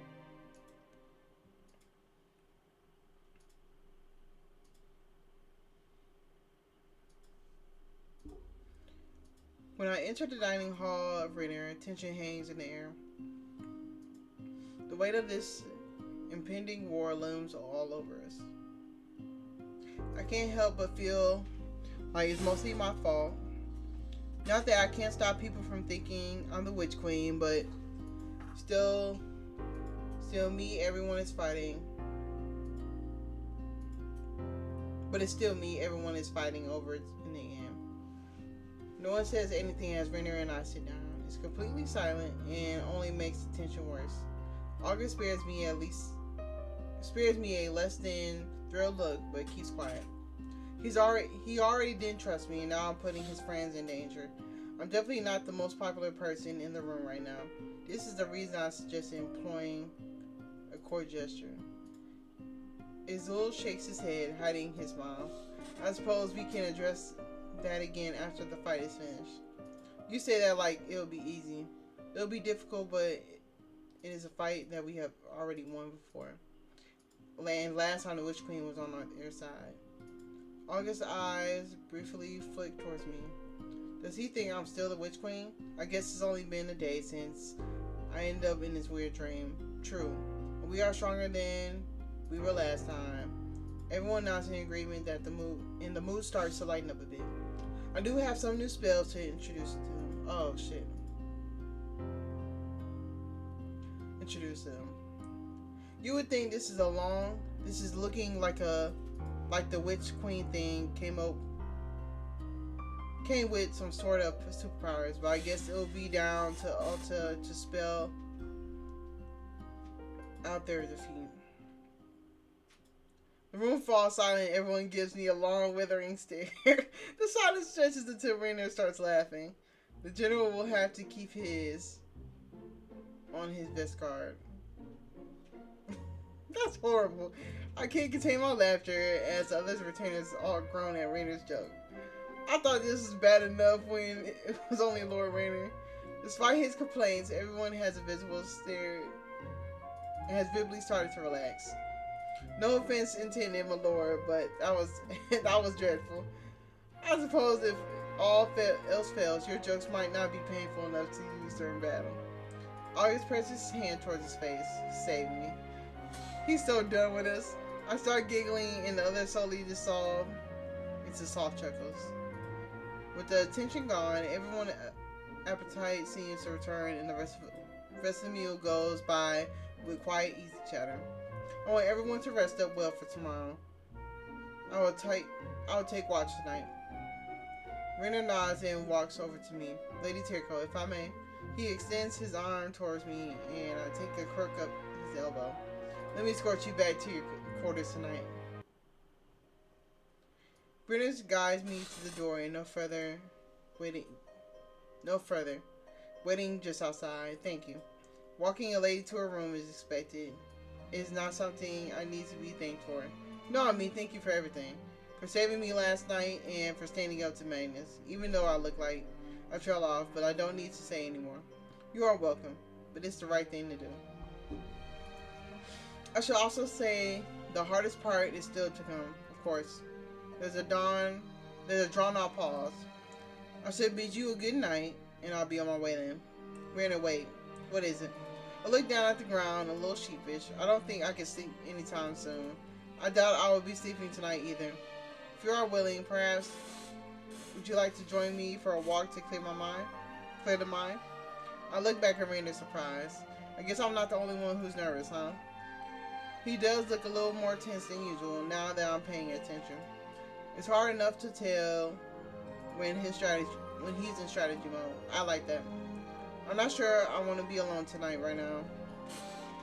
Rainer nods and gestures to the castle hallways. You already have a place in mind? Yes. Rainer leads me through the corridors and to my surprise, out of the castle, all the way into town. You know, I didn't really get a chance to look around town when I first got here. Though I guess I haven't been here very long anyways. Much has happened in the short time you've been here. Yes, absolutely. Rainer leads me towards the town square, stopping in front of the fountain center where a tall statue stands. I take in detail the fountain, but Rainer seems focused on the statue, looking up with a nostalgic look. I said nostalgic. Lord Jesus. A religious figure? It's a statue of my mother. The statue hardly draws comparison with the opposing Lord Rainer standing next to me, but I can start to see some similarities in the face. It feels weird standing there knowing I look like the person who killed her. What was she like? She was a good woman. She believed in serving people, and she upheld that belief until the very end. Without her victories against the Witch Queen, I doubt I could have taken her down as I did. It always comes back to the Witch Queen, doesn't it? I wish I didn't look like her, or that she didn't look like me. She taught you a lot, didn't she? Rainer smiles at this, as if recalling an old memory. I learned a lot from her, yes, but my brother was the one who was groomed to be the next lord, unfortunately. He trails off and clears his throat. No, I learned enough to take over her responsibilities, even if I wasn't fully prepared. That must have been hard. I had her example to look up to. Whenever I feel lost, I would come here and I would remember the things she did and the things she fought for. I hear in Rainer's words how much he wants to succeed as a leader, how much weight he's put on his shoulders. I feel like I understand him a little better. She sounds like a great woman. She was. I have much to thank her for. Staying out here with Rainier feels much calmer than I need to. It's nice to know that I'm not the only one anxious about tomorrow. I'm surprised by my own yawn and blush when Rainier looks my way, amusement in his eyes. Shall we head back? Yeah, probably. Is that a yes? My blush grows darker. Yes. He is not ugly. He is looking. Rainier leads me back towards the castle, and I follow closely until moonlight fades into a pitch darkness. The clouds have covered the moon. I look up and see that he's right. Well, I don't actually see anything, but that doesn't prove his statement. Without the light of the moon, everything is much darker, almost too dark to navigate. Give me your hand. I can make out a dim figure of Rainier in front of me and awkwardly holding my hand. His hand takes mine, his warmth instantly spreading through my hand and up my arm. It's nice. Walking side by side with him, I'm tempted to close my eyes and just let him lead me blind back to the castle. I'd be safe regardless. I wake up next morning to a strange noise echoing through my room. Unlike yesterday, it only takes me a moment to realize where I am. Still not home.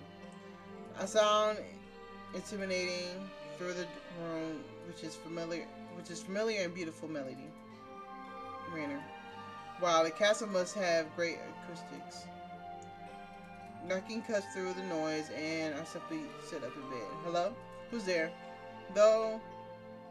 Through the door, Soleil calls out, Riley and I came here to speak with you. May we come in? Sure.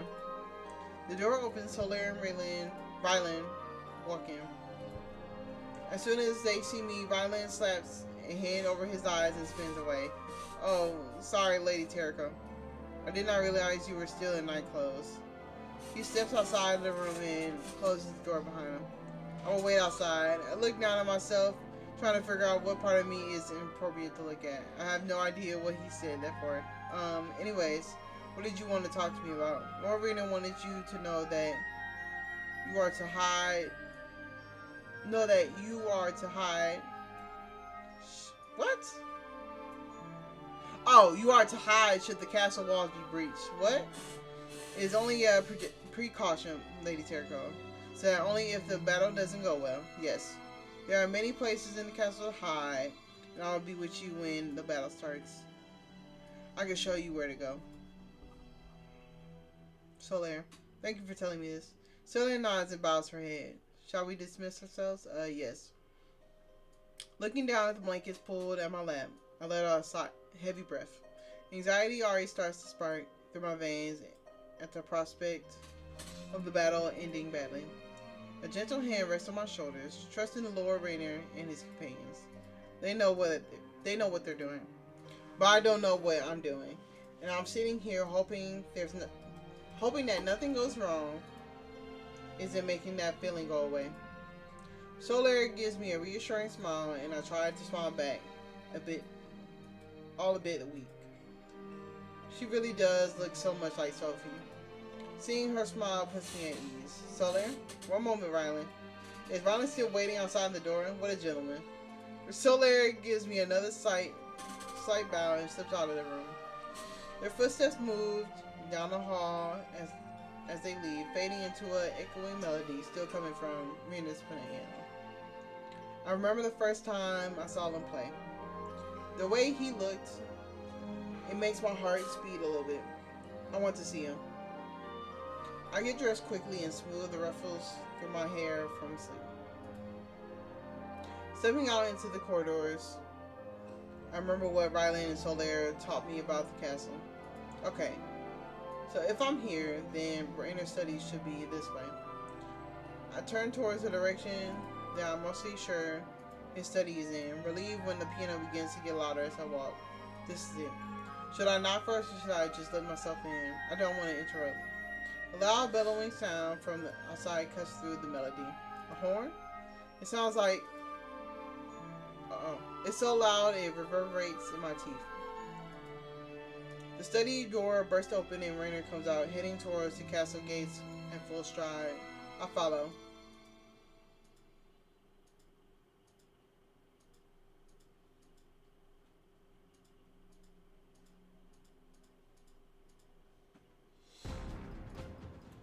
Rainer and I arrive at the castle gate to see Magnus waiting there. At this point, I hoped he would seem less intimidating, but the general is more opposing than ever. Magnus acknowledges Rainer with a hard look before turning his attention to me, frowning deeply. I am here to give you one last chance, Wilson. Hand her over and this war will be called off. I already gave you my answer, General. You cannot have her. Magnus scoffs and shakes his head at Rainer. So be it then. He levels one last look at Rainer before turning on his heels and walking away. It's only then I see a massive group of knights down the road. Is that his army? I thought it was just going to be him and a few other people, not a full out thing. Rainer turns away as well and leads me back to the rest of the group. Why didn't you just fight him when he was up here? We could have been against the code. It would have been against the code of chivalry. Came to speak and offer a last chance to negotiate. Even if he knew, I would have refused him. Engaging him into combat would have been reprehensible. Is all that chivalry going to stop Magnus from trying to kill you? No, but I will not tarnish my own code for a temporary advantage. That seems like a big advantage for them and really unhelpful for us. We reach the rest of the group and they all turn to face Rainer expectantly. Asul, I want the archers ready to fire barrages at the main forces as soon as possible. August, take a bulk of our soldiers in the courtyard and take advantage if the enemy comes through the main gate. Xerxes, take a small group and watch the walls. I don't want us to get flanked from the rear. Also, start with the archers and then work your way down to the courtyard as the battle shifts. Deploy your spells as you see fit. He nods as everyone disperses, rushing to their posts so they can get ready. This is really happening, isn't it? My heart pounds so loudly in my ear, I don't hear Rainer approach. Come with me. Where are we going? You will see. Rainer leads me inside and I have to jog to keep up with his long, powerful strides. The throne room is the centermost room in the castle. This room will take the longest to get to, regardless of where the walls might be breached. He stops and turns to me, resting his hands on my shoulder and leaning forward so he can speak quietly. The inside of the castle is not completely defenseless either. If someone does slip through, I have left plenty of traps for them. You will be safe in here with Solar. Solar is here, though I'm not sure if she came in before or after us. I should probably pay more attention. Rainer's hands fall from my shoulders, and Solar takes a step forward, giving a respectful bow of her head. I leave her in your care for now, Solar. Solar nods and walks to my side. Take care, my lord. Stay safe. Maybe it's not the best thing to say to someone about to walk into a battle, but it's all I can think of right now. Rainer heads down and I suck in a deep breath. Already uncomfortable. No, calm down. About having to sit back and wait things out. Pressing a gentle hand on my shoulder, Solar guides me to a place where I can sit down. Do not worry about Lord Rainer. He and his retainers have fought and defeated the generals before him. And they are strong now that they were then. I believe her, and there's nothing more nerve-wracking than waiting for an outcome you have no control over. I didn't think I would be this bothered. It's just a dream, right? Why does this even matter to me so much? Ritter being gone already has me on edge. If I strain, I think I can hear the sounds of distant battle. But it could just be me thinking of that. I wish the throne room had a piano. I lean against Olaire, who jumps in surprise. Milady, is something wrong? Sorry.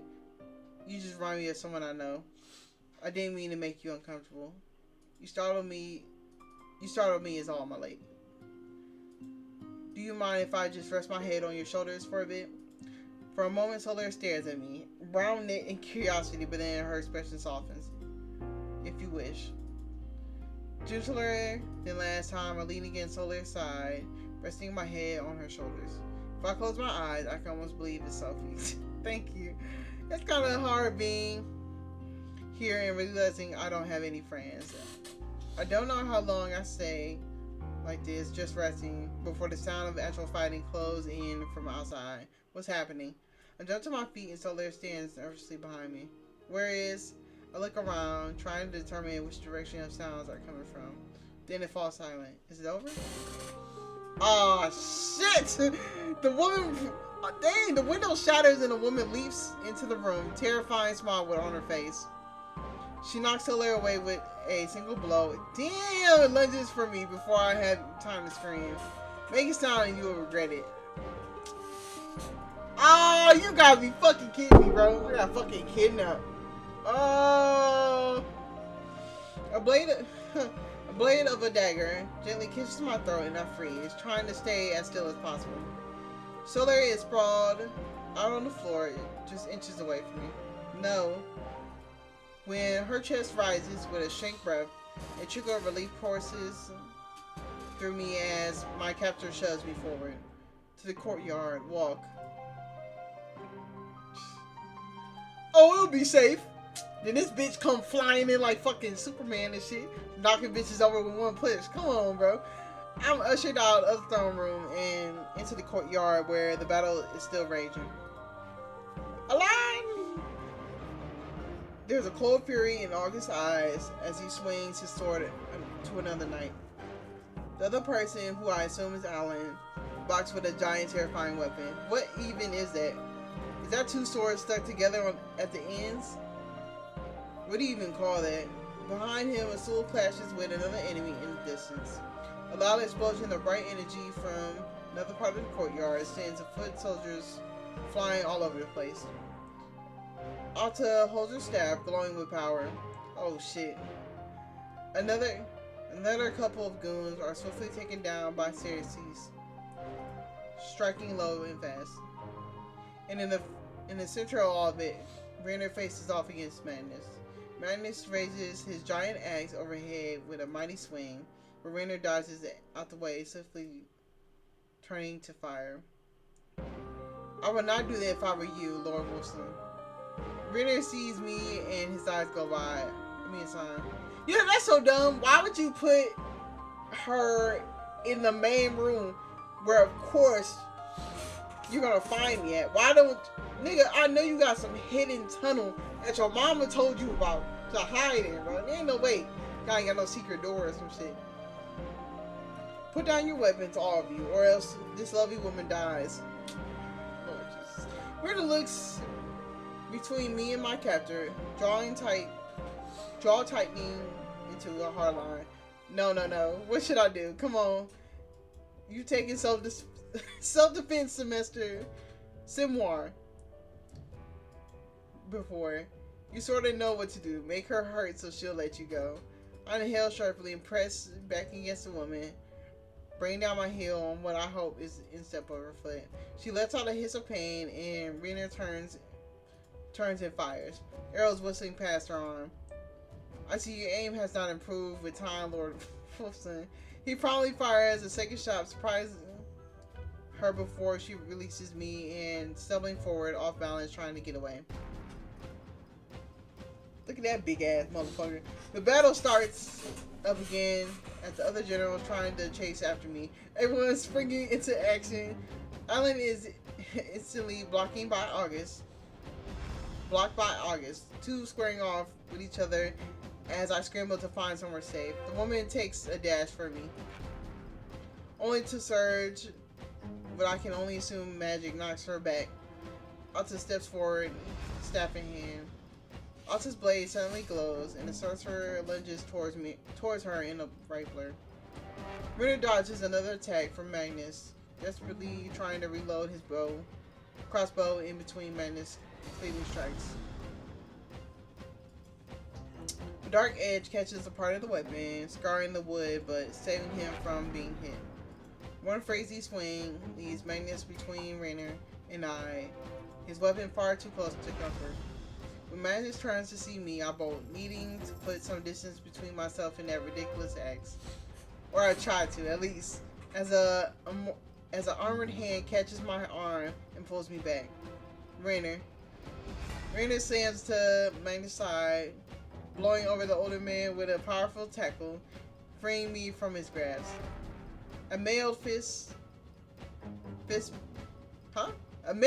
hammers right into the general's jaw, but he doesn't even wince, spitting blood back at. Oh hell no! He's spitting blood in my face, nigga.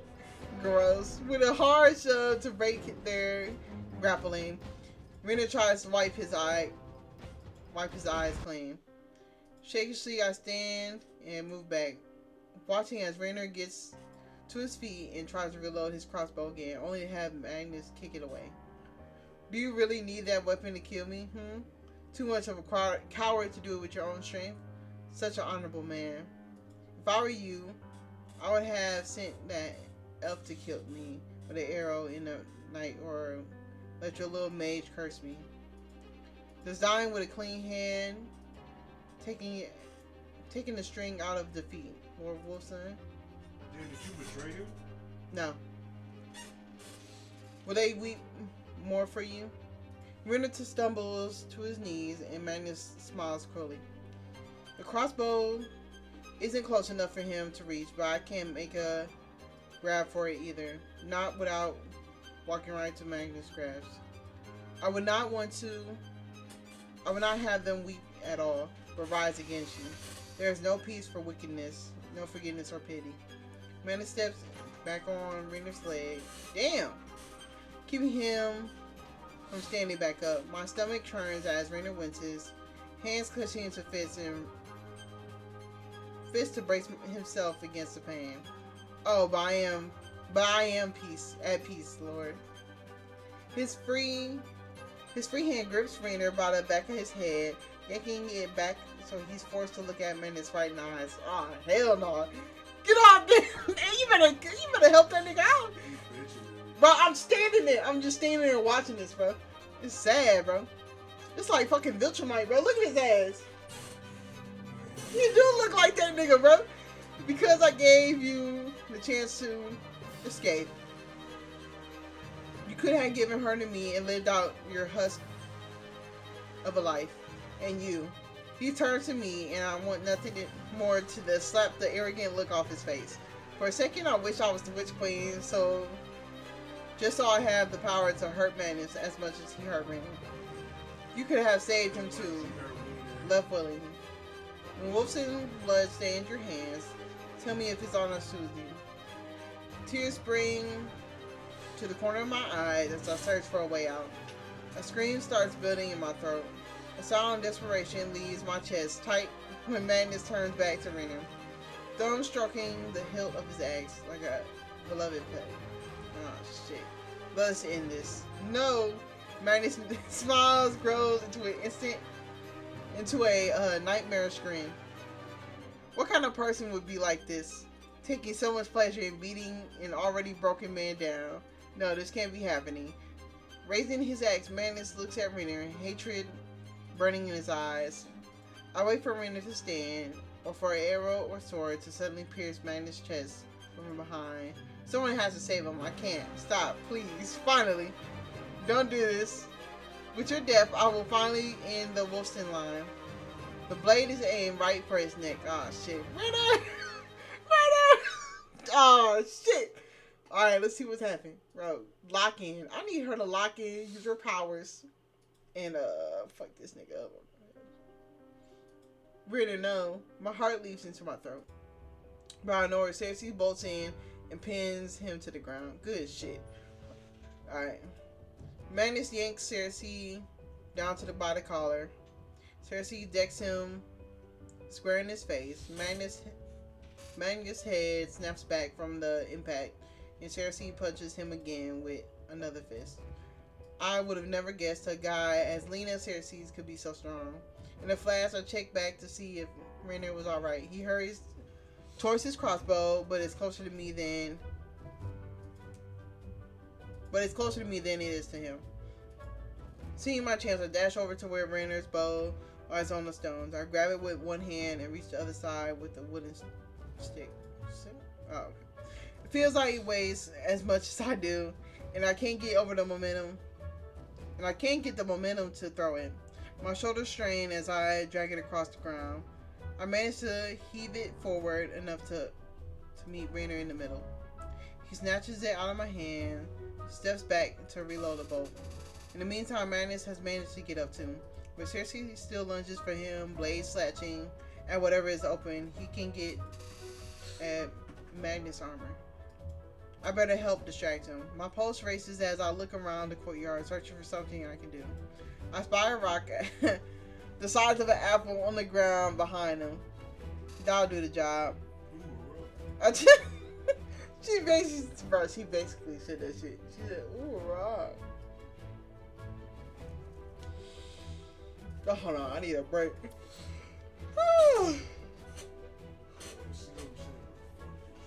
Alright. I pick it up and bend my knee, doing everything I remember from grade school softball.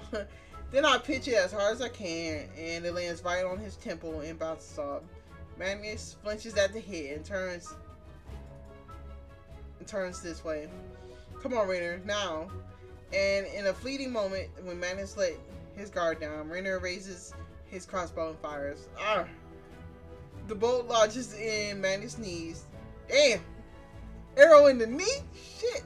And Serkis leaps away. My lord, Magnus falters, catching himself with one hand on the ground. It may not be a fatal hit, but it's enough to put him out of commission, for at least now. I knew Rainer could do it. This is useless. Alan, Helan, Jihai. What? Hold on. Jihai. We're going Jihai. Stand down. The general rushes. The general. I need water. I keep fucking up.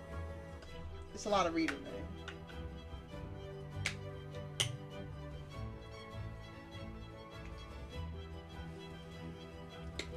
Alright, much better.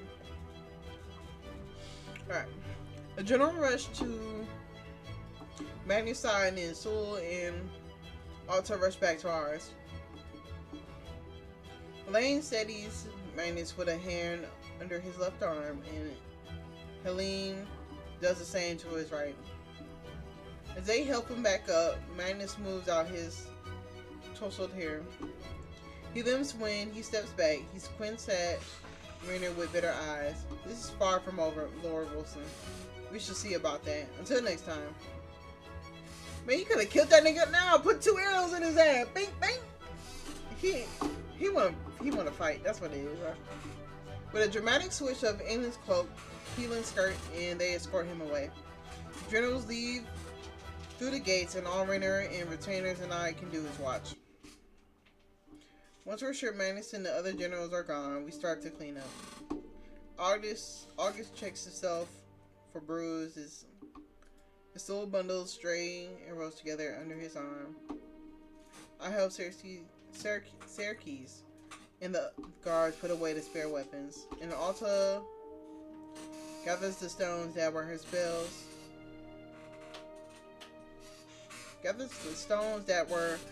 Her spells knocked out of the castle walls. And for once, I'm glad for something unexciting to do, but soon I realized... Solaire, where you going? You going to bed? Oh yeah, you did say.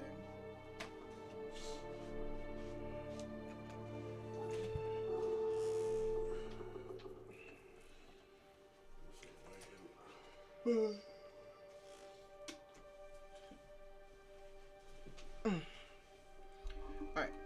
Rainer Pace is not far from us, so I hurry over to his side. Lord Rainer. Rainer turns towards me, an expectant look on his face. Sola got seriously hurt when Helena showed up. Can we go check on her? I'm really worried. Renner's brows furries with concern, of course.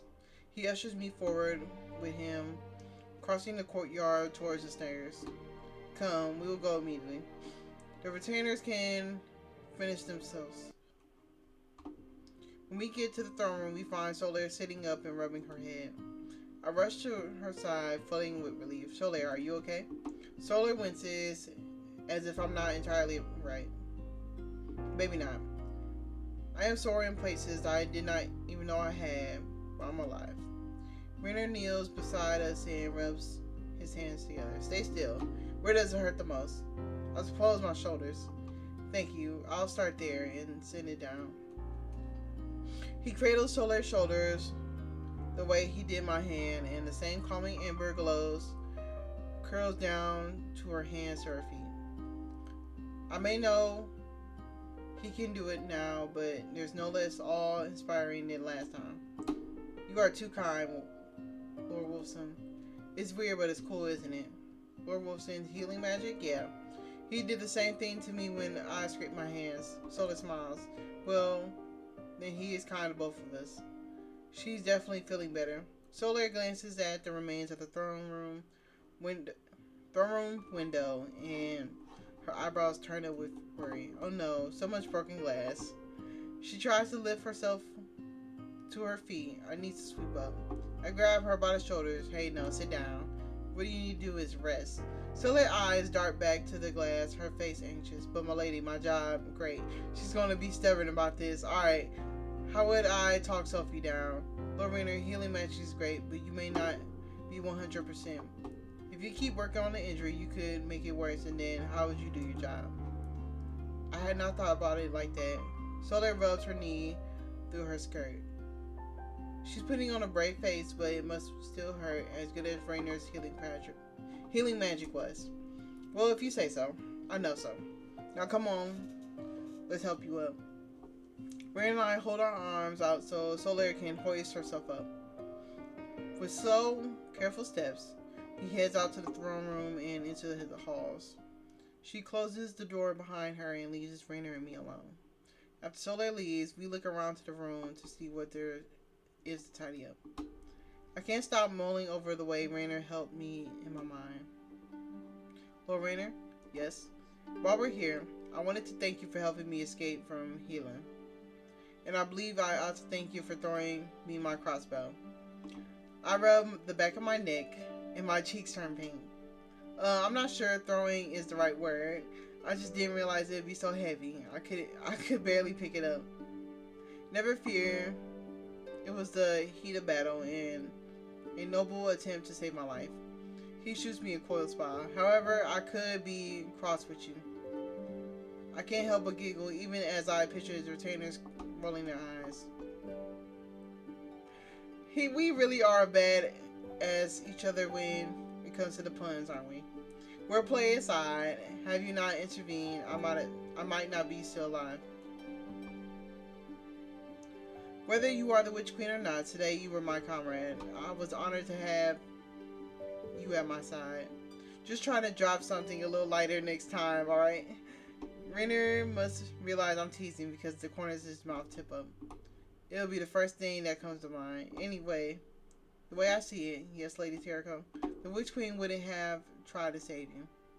Rainer stares out the window behind the throne and frowns in thought, and suddenly I'm not sure of myself. Hey, he's the one who brought her up. But to my surprise, when Rainer looks back up, his gaze turns gentle. No, perhaps she would not. I can't believe it. He actually is starting to trust me. Before I answer, Rainer reaches out and takes my hand in his, and he presses a kiss to my knuckle. Such a gentleman. He's not used to it, but it's sweet. I never had a guy treat me like this before. He lets go of my hand and reaches up to my throat, and he softly presses his fingers to where Helen had threatened me with her knife. I see no cut. Did Helen hurt you? My pulse is beating under my stomach. Under his touch. No. Just my pride. In one smooth move, Rainer's hands slip up and cup my cheek. Good. what you trying to do right there? What you trying to do? This nigga smooth. He trying to be smooth with it. He leans in so close that the tip of our nose is meet. Our lips almost touching. What you trying to do? What you trying to do? Is he going in for a kiss? My heart races as he tilts his head and closes his eyes. But at the last second, he turns his chin up and kisses my forehead instead. I would hate to think that I had let you come to any harm. His protective words comfort me, and I savor the warmth of his touch. At the same time, though, a small, strange disappointment sinks in my gut. She wanted to kiss. She went. Well, I did want him to kiss me. That's just not the kiss I was hoping for. But he's old-fashioned, and things are different here. I guess I understand. Type shit. Oh, I got a full screen room. Alright. That night, Rainer's retainers gather in his study, looking hunched and tired from the day they've been through. Rainer sits behind his desk. His eyes are weary as he looks into them over one by one. Isil, did Jinhai injure you? That must be the same name of the guy Isil was fighting. Isil waves it off with his hand dismissive. Hardly a scratch. In August gives me a curt nod, unharmed. Alta? Ready to go if you still need me. How does she still have the energy after all that? And seriously, I assume you will say you are, well, regardless. I am. But if you're not, I will not let pain interfere with my duty. Damn, that's hardcore. Rena glances over Cersei's shoulder as Rylan. And Rylan, what about Soler? I didn't even see he was there. Poorly, my lord, for now. By her face, she will recover. She just needs time. Good. Renner cups his hand to his chin and thinks deeply absorbed in the map on top of his desk. Have any of you been into town yet? Can you give me a status report? August steps forward. My lord, I have. The townspeople are shaken to know the generals were here, but none of them are harmed, and no signs of trouble in the forest or in the villages nearby. Renner frowns. Maybe they really have retreated. My lord, if I might, that's no reason to be complacent with them. That could be what they want us to think. We need the troops to be ready in case of an ambush. Alta grips tighten on her staff. I can go alert them now. Ursula stands up straight and plants his hands on his hips. But August, oh great. Here these two again. If we keep on like this without reprieve, we could exhaust ourselves. I better be in the tiebreaker here. I agree with Celsius. They retreated, didn't they? He gonna say, shut your bitch. They're burnt out, and so are we. But before I discuss it further, Renner holds up his hand. Enough. He doesn't raise his voice, but something about him seems on edge. General Versgard is injured. The others are capable, but he still leads their command. He will not let them act until he recovers. We can rest, at least for now. Renner's words should have put the group at ease, but they don't look convinced. Does that include you, Lord Renner? Renner's expression stiffens. No, I'll be fine. Lord Renner, I mean, no disrespect, but are you sure of that? Of course I am. The soul crosses his arms. No, Alta, he has a point. You need to rest as much as we do. You nearly perished. You should not be expected to take that in stride. My lord, for once, Soul is right. This is serious. Did any of the other generals hurt you? Is there anything you need from us? The retainers start to talk over each other, and I can't pick any of them out. Renner stands up and pushes his chair back, the wooden leg scraping harshly against the floor. Whoa. I will see all of you in the morning. You are dismissed. And with that, he just walks out. He's trying really hard to hide it, but he's pissed at something. And I think it's himself. Yeah, that nigga got caught lacking. All his retainers were still fighting. That motherfucker got caught lacking. I don't know After Rainer leaves, the retainers pair up with each other and then follow. But I stay behind alone, unsure of what to do. I just want to see whether Rainer's okay. But would I be bothering him? No. For once I need to do something, I can't just sit here and let things happen for me. I steal down the hallway after Rainer, trying not to make any sound as I go. He passes room after room, his steps long and purposeful.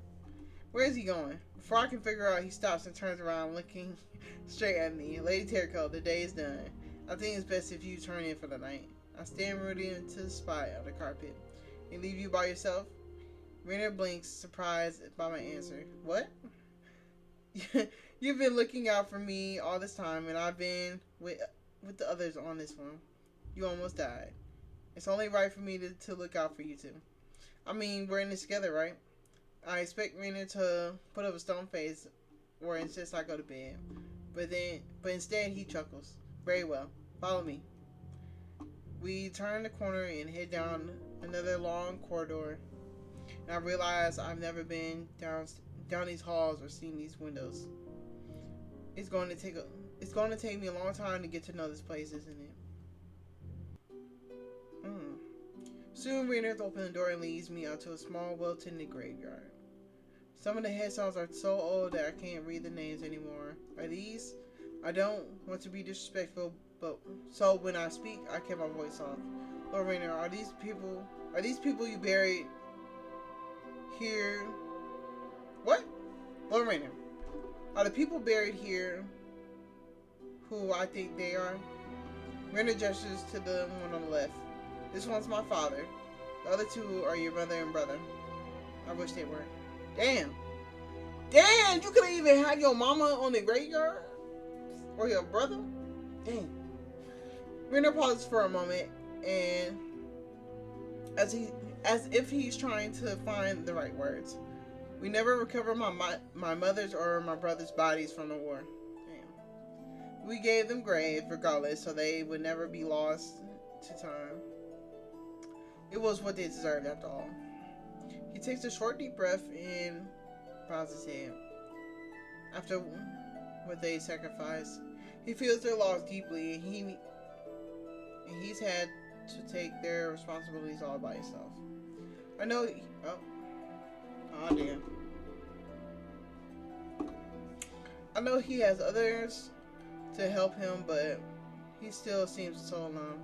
Lord Rainer, you're holding up there, okay? Are you alright? Rainer folds up his hand behind his back. Like standing that way gives him strength. I will be. I shrug a little. Sometimes I feel better when I talk things out. In war, it only takes an instant to turn things from right to wrong. If anything had been different, they would have been burying me tonight. I knew it. That's what's been bothering him. This is going to sound weird, but I kind of know how you feel. Rainer's head turns for the first time. He looks at me instead of the graves. Do you? Yeah. Honestly, I'm not really sure if I'm alive or dead myself. He must really be shaken if he's opening up like this. Does he ever let his retainers see the side of him? Then I remember what happened in the throne room, and my ears heat up. And you were so close to me just hours ago. He almost kissed you. Suddenly, something warm folds around my hand and snaps me out of my thoughts. When I look down, I see Rainer has laced our fingers together without saying a word. What you gonna do? Oh. And my ears were hot before. They're searing now. My first sharing something so private with me, and now he wants to hold my hand. I never would have guessed yesterday that I feel so drawn to him like this. I gently squeeze his hand back. Rainer doesn't pull away. We stay like this for a while. The silence goes long. The silence long and comfortable. Till Rainer turns and escorts me back to the castle. His hand still in mine. I knock gently on the guest door where Rainer sent Soler to rest up. Raylan opens the door. He looks surprised to see me, but lets me inside. Hey, Soler, how are you feeling? Better, thank you. Riley adjusts the pillow under Solar's head so she can sit upright. I'm not interrupting anything, am I? No, milady. I always have time for you, Lady Terrico. Especially after we survived that attack together. You're pretty casual about it for someone who almost died. Oh, it was harrowing. Her face lights up. But I feel safe. I had you on my side. I almost feel stronger myself, knowing she believes in me that much. Yeah, I guess we can laugh about that now, because we survived. Merlin gestures to the chair, offer it to me, and I gladly sit down. You know I've been wondering. Yes? You two have worked here for a while. What do you know about Rena's family? Solar eyes widen. The last Lady Wolfson was wonderful. A mother to all her people, no matter the circumstance of their birth. I suggest that not always the case in this world, but that's a sensitive subject I shouldn't ask. She's always formed friendly trade relations with the land across the sea, and brought great wealth to the human kingdom. No wonder they built a statue of her. What about Rena's father? What happened to him? Rena's father had already died before I came, of an illness, I believe. But I'm told he was very sweet. Damn, parents. And what about his brother?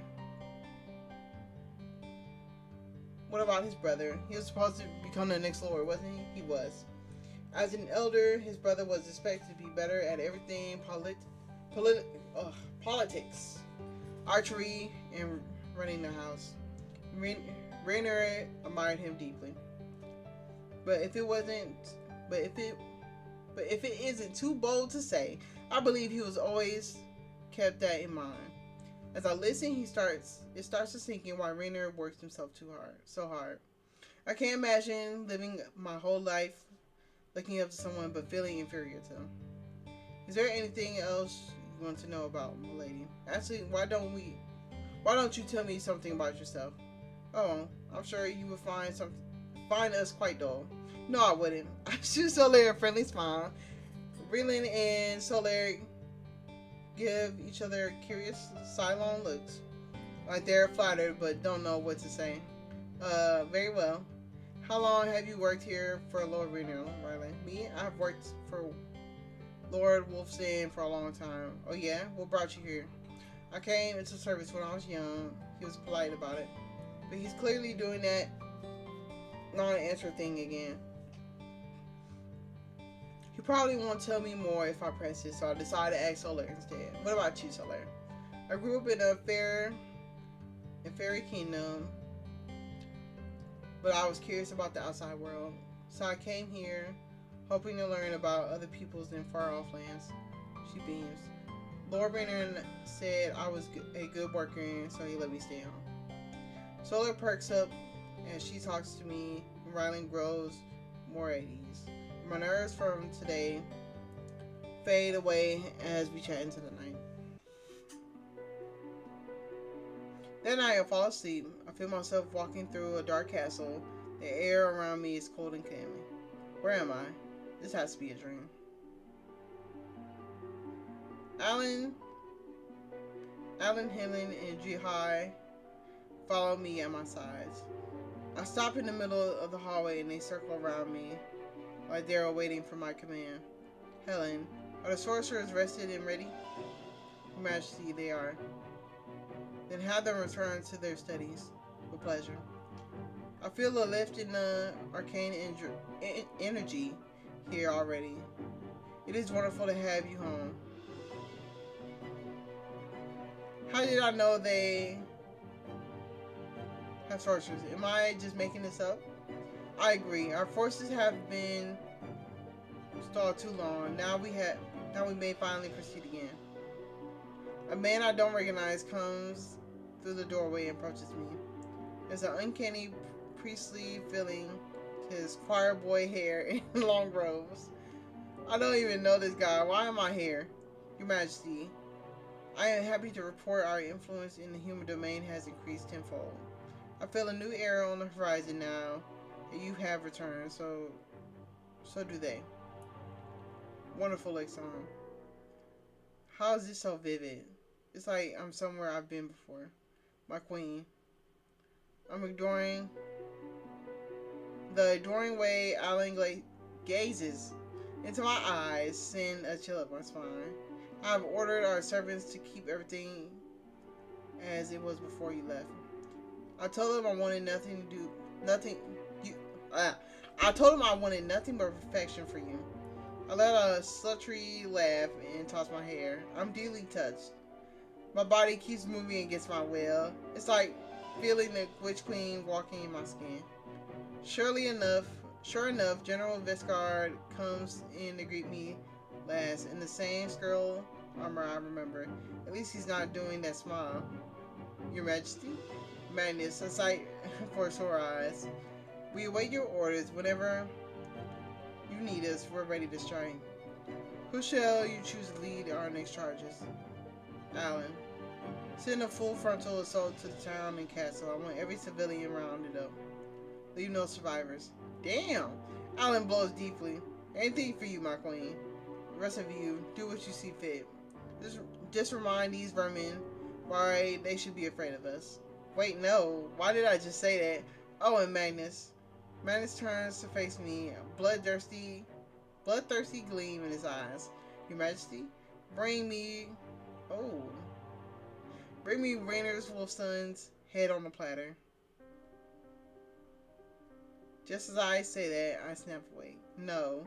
I find myself still in the bed, my chest heaving, my forehead cold with a sweat. I step back into my hand and make a fist, just trying to get grip of my own reality back. Okay, at least I can move my own limbs now. I let my hand drop. How could I have seen everything so clearly and said what I said? Was it a dream? Was it? But then my chest tightens, or was it a memory of something real? When I consider that, my stomach lurches as I realize, Rainer, has something happened to him? I fling off my covers and bolt out of bed, and I throw open my bedroom door. I run as fast as I can through the hall, still in my nightie, blood pounding in my ears. I have to find out whether he's okay now. He fine. That was a dream. Then you finna come in there. He'll be like, "Lady, where are your clothes?" And then I don't know. It's gonna happen next. Brenner, I bang on his door, not even thinking that I might wake somebody else up. Wow, that bitch a do-rags back in the day. Nigga rocking that do. Ain't no way. When Renner finally opens the door, his face goes slack with surprise. Lady Terrico. Renner, you're alive. Lady Terrico, please calm down. The words spill out of me before I can stop myself. I had a dream, and it was like, and I was the witch queen, and I told Magnus to kill you, and I paused to wheeze and wipe my brow. Before I continue, Renner takes me by the shoulders and in firm protective grabs. Here, I would hate for us to wake the others. We can discuss this further, but come inside. I shuffle inside after him, still trying to get my bearings, and Renner gestures, and voice already starts to soothe my nerves. So I'm glad I came to see him. I can't think of anyone I feel safer with right now. Forgive me, Lady Terrico. I feel I may have brought this upon you. Why? My retainers I pressured you so terribly about whether you were the witch queen, and now she plays you in your dreams. I should take responsibility for that. Forget it. I know why you were suspicious now. Still, that's no excuse. He's talking about the witch queen and me like we were different people. I think he really does believe me now. I was in such a panic when I showed up to Renner's door, I hadn't noticed what he was wearing. But now, as he walks through the room, I realize he's in a open robe and a thin pair of shorts. So that's what's under those fine clothes. No wonder he can lift that crossbow so easily. Totally jacked. Renner offers me one of his lavish armchairs, and I gladly sit down. Now, you see, I am fine. We should work on getting you back to sleep and risk having that dream again. Are you kidding? All will be well. Would you like some hot milk and butter from the kitchen? I growl. No, that never works. Renner yawns and rubs his eyes. It's getting harder for him to hide that he's worn out. A walk in the garden paths? No, I'm sorry. I'm way too wired. In the moment I realized I hadn't been having my insomnia in this world until now. No wonder I thought this was a dream. When I was sure this happens. In which case, he looks mortified. I'm afraid we have no other recourse. Is this going where I think it's going?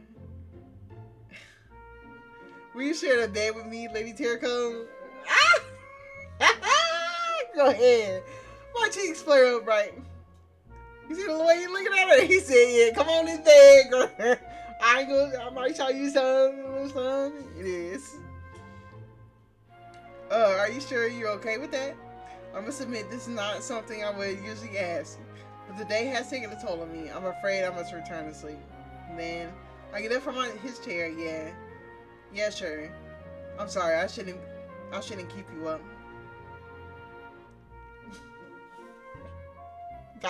Hey, I am not mad at her, bro. What? Brennan climbs into his plush bed and I got a screenshot. Why am I playing, bro? I gotta screenshot this. Hold on. There we go. Nigga in do-rag and all. I ain't made no do-rag back then. Why y'all playing? He curls up as far to the edge of his bed as he can, and so do I. He's still so close. I lay there for several awkward, anxious minutes, my eyes wide. But soon between warm covers and the sound of his gentle, even breathing, I drift off. Next morning I wake up, the sound of Rena's voice. Lady Terracone. Lady Terracone? Huh? I see you have made yourself comfortable. Why does he sound so embarrassed? What am I holding on to that's warm? I open my eyes and see that I'm latched on to his back with both of my arms and legs. Oh no. I sheepishly break away and roll back over to the far side of the bed. I've been awake for maybe 30 seconds. I've already experienced flush. All that effort he put into being a gentleman with me, and here I am jetpacking it on him. You have one job, sorry.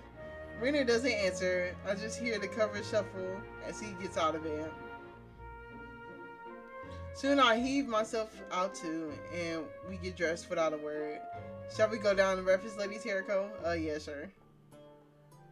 He opens the bedroom door for me and shows me out. The same placid look on his face as usual. But of course, as I walk down with him, I can't get it out of my mind. Wow. We really trying to act like nothing happened here? At breakfast, everyone eats ravishly, digging into the ham, eggs, and the bread. For some reason, I'm starving too. Near-death experience must wear you out.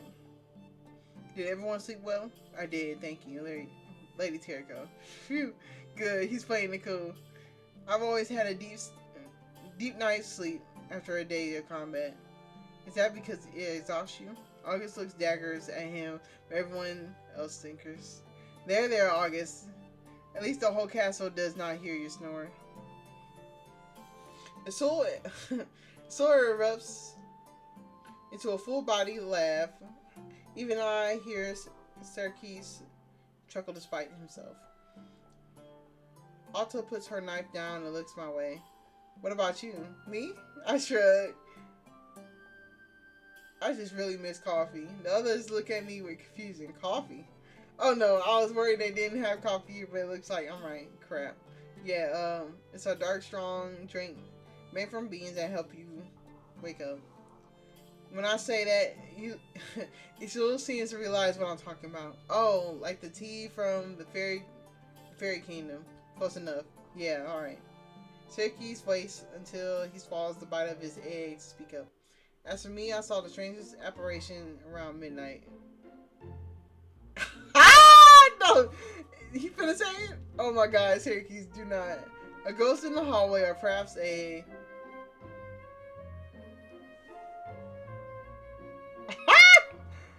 He ain't shit. That nigga ain't shit. Why are you saying that, bro?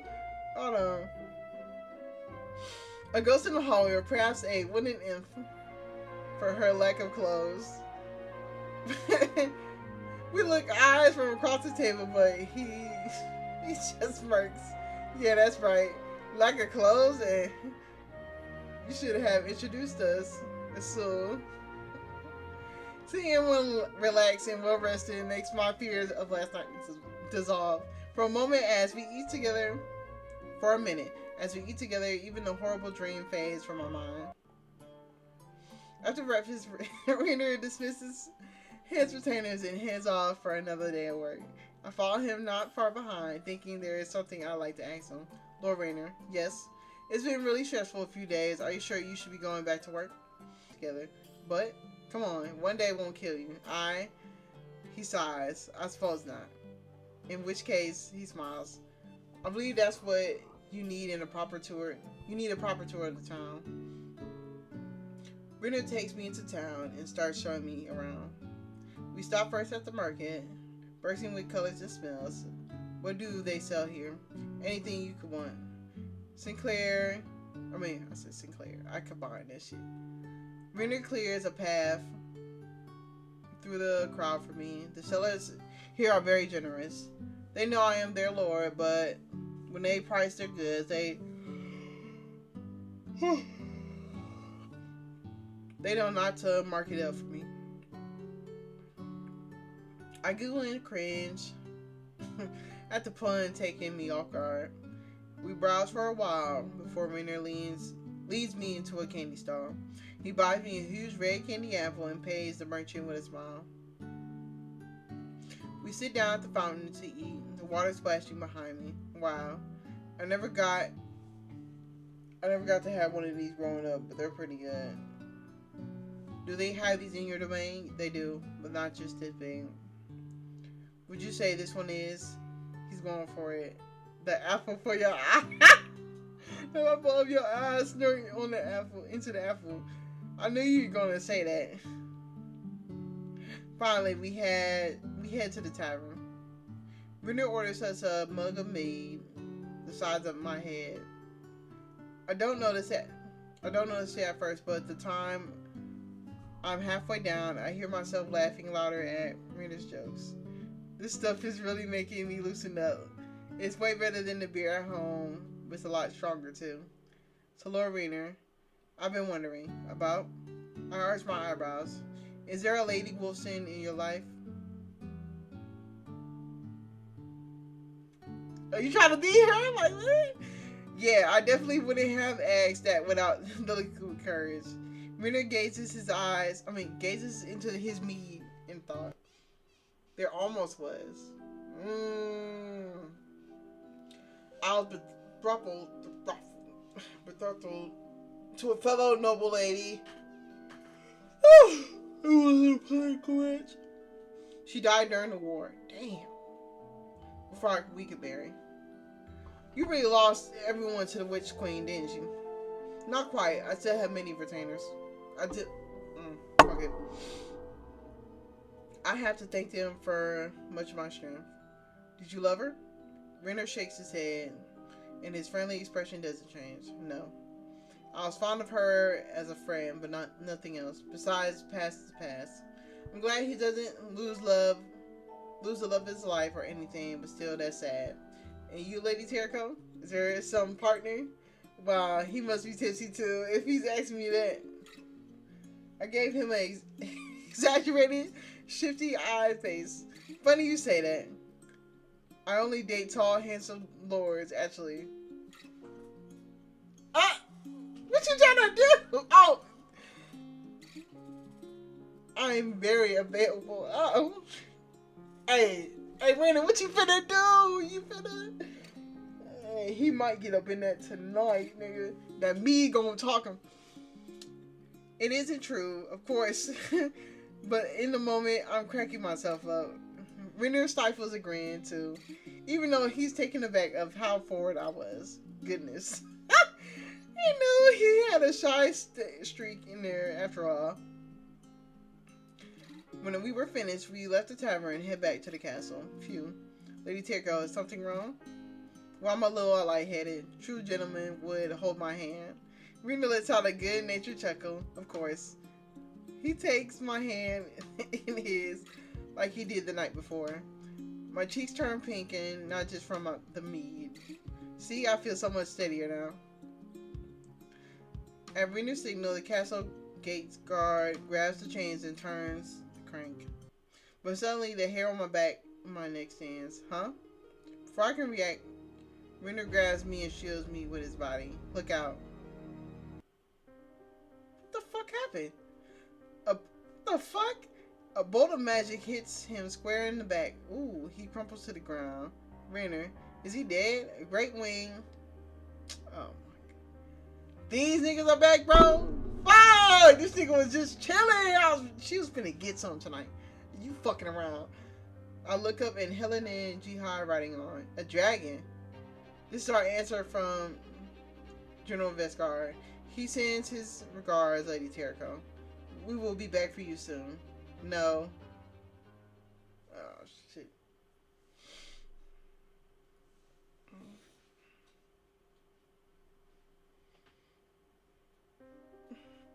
As the dragon flaps away, I turn to Rena's side. Somebody help.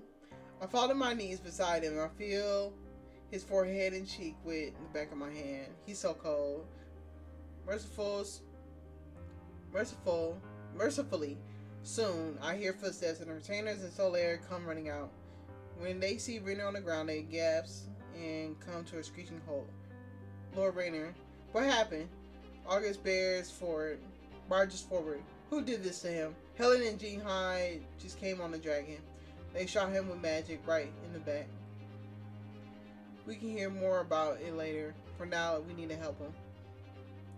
Syracuse kneels down beside me and August kneels on the other side. They hook Renner's arms around their shoulders and they carefully keep him up. Solaire, call Lord Renner's doctor. Yes, sir. Tell them this is urgent. Solaire nods and dashes away. We head up to Renner's room as fast as we can, and August and Solaire haul Renner into his bed. I keep clenching and unclenching my fists, wishing he would wake up or that I could help. When the doctor arrives, they fuss over Renner over what seems like an hour. They press their plums on Renner's chest and then mumble to themselves. Can't they at least tell us what they think is wrong? They tilt their ear down and carefully listen to Renner wheeze and cough. I wish we could take him to a modern hospital. Finally, a physicist... doctor. Alright, fucked up. Steps away from the side of the bed. Well, I have some good news. Alta sits up and Renner's... Doesn't she have a healing spell? What are y'all talking about? So the only nigga that can heal is the nigga that got shot in the back. But she has spells and she can't just magically heal him. Come on, bro. Watch out. What? The spell missed all his major organs. He's not gonna die. We all heave a huge sigh of relief. However, he's still very fragile. Spells like these give the body a great shock. The only cure for that is time. He will simply have to wait it out. Rainer starts to fidget and the air in the room turns tense. It's clearly not the answer any of them were hoping for. I don't know whether to feel disappointed or just be glad he's still alive. Then we ought to go watch for him. I agree. It feels wrong to leave his side. I'll make sure Rainer's okay. The rest of you can turn in for the night. Retainers, each of them uncertain looks. None of them move towards the door. If he is weak as the doctor says he is, I'm not sure we should leave him alone. He wouldn't be alone. He'd be with me. August glowers at me. I meant alone with you. Ooh. Oh, great. Here we go doing this again. I'm the reason Rainer got hurt in the first place. He was trying to protect me. Don't you think I should pay him back for that? August's face turns conflicted. That is surprisingly chivalrous. Before he can, before we can keep debating it, Rainer stirs and opens his eyes. My heart takes an unexpected leap when I see him move. He's gonna be alright. All is well, August. I trust her. More Rainer, is this a good idea? I will be the judge of that. Let Lady Terrico stay by my side. He smiles weakly. I am sure she will do just fine. Once August is convinced, retainers heavily leave to do their jobs. Sally holds the door for the doctor, then eases it shut. I pull up a chair to Rainer's bedside and just sigh there, sick with worry until I hear Rainer's voice. Never mind August, Lady Terrico. He's just being a loyal retainer. I turn to face him. It's not that. Then what is it? It's just the witches, queen, generals. They really thought they'd at least want to sign a treaty. Goes to show how gullible I am. Hardly. Retainer. Ooh, that's a retainer. Rainier tries to muster up another tired smile. They will not treat us to the pleasure. He chuckles, but before we can keep talking, he descends into a hacking cough. Really. A pun at this time. I bolt from my chair. Stop that. You're just making it worse. He's trying to make me laugh, so I won't worry about him. Soon Rainer coughs fade, and he pats his chest and clears his throat. Forgive me. I was trying to lift your spirits. Besides, he furrows his brow. This is not the first time I assumed they would take the high road, and they proved me wrong. I sink back down into the chair, and I answer it in a calmer voice. What do you mean? Renner squints, like he's thinking about how to put it into words. Last time we fought the Witch Queen, my mother dealt them a heavy blow. She had broken their ranks. Those generals would have surrendered while they could. Sure enough, General Vescar sent them an envoy called for a truce. My mother and brother accepted it gladly. It had been a long and bitter war. I listened as Renner tells the story, my chin in my hands. As soon as they reached the meeting place, they had walked into an ambush. He trails off. That's how they died, wasn't it? It was. Damn. The more I hear about it, the more tragic it gets. And now that they're playing dirty again, yes they are. Renner starts coughing again from all the talking. This time louder and with ragged breaths. He's got to stop pushing himself like this. Come on, Lord Renner, please. If you need to do something, let me know. I am. Sure it is worse than it is. But, are you cold? Can I get you a blanket? Or are you getting fever chills or what? Generous offer, thank you, but no. I'm warm enough. Damn, that was no help. My shoulder droops and I sigh. Are you sure? Renner coughs and settles down. His breathing goes back to normal. I am. All I ask is that you stay with me. Your company is more than enough. My heart swells at Renner's compliment, so I smile and adjust covers it under his arms. And then instead of pulling away, I take him by the hand. Don't worry, I will. Lady Terrico, could you pass my sleep scarf?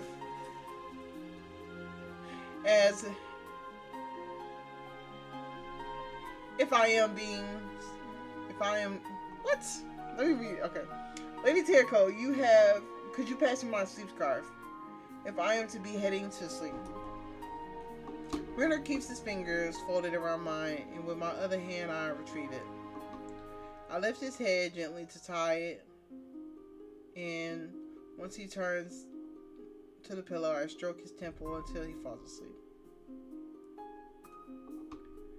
When I'm sure he's out for the night, I carefully lean into for his pillow. I plant a soft peck on his forehead, just like he did for me.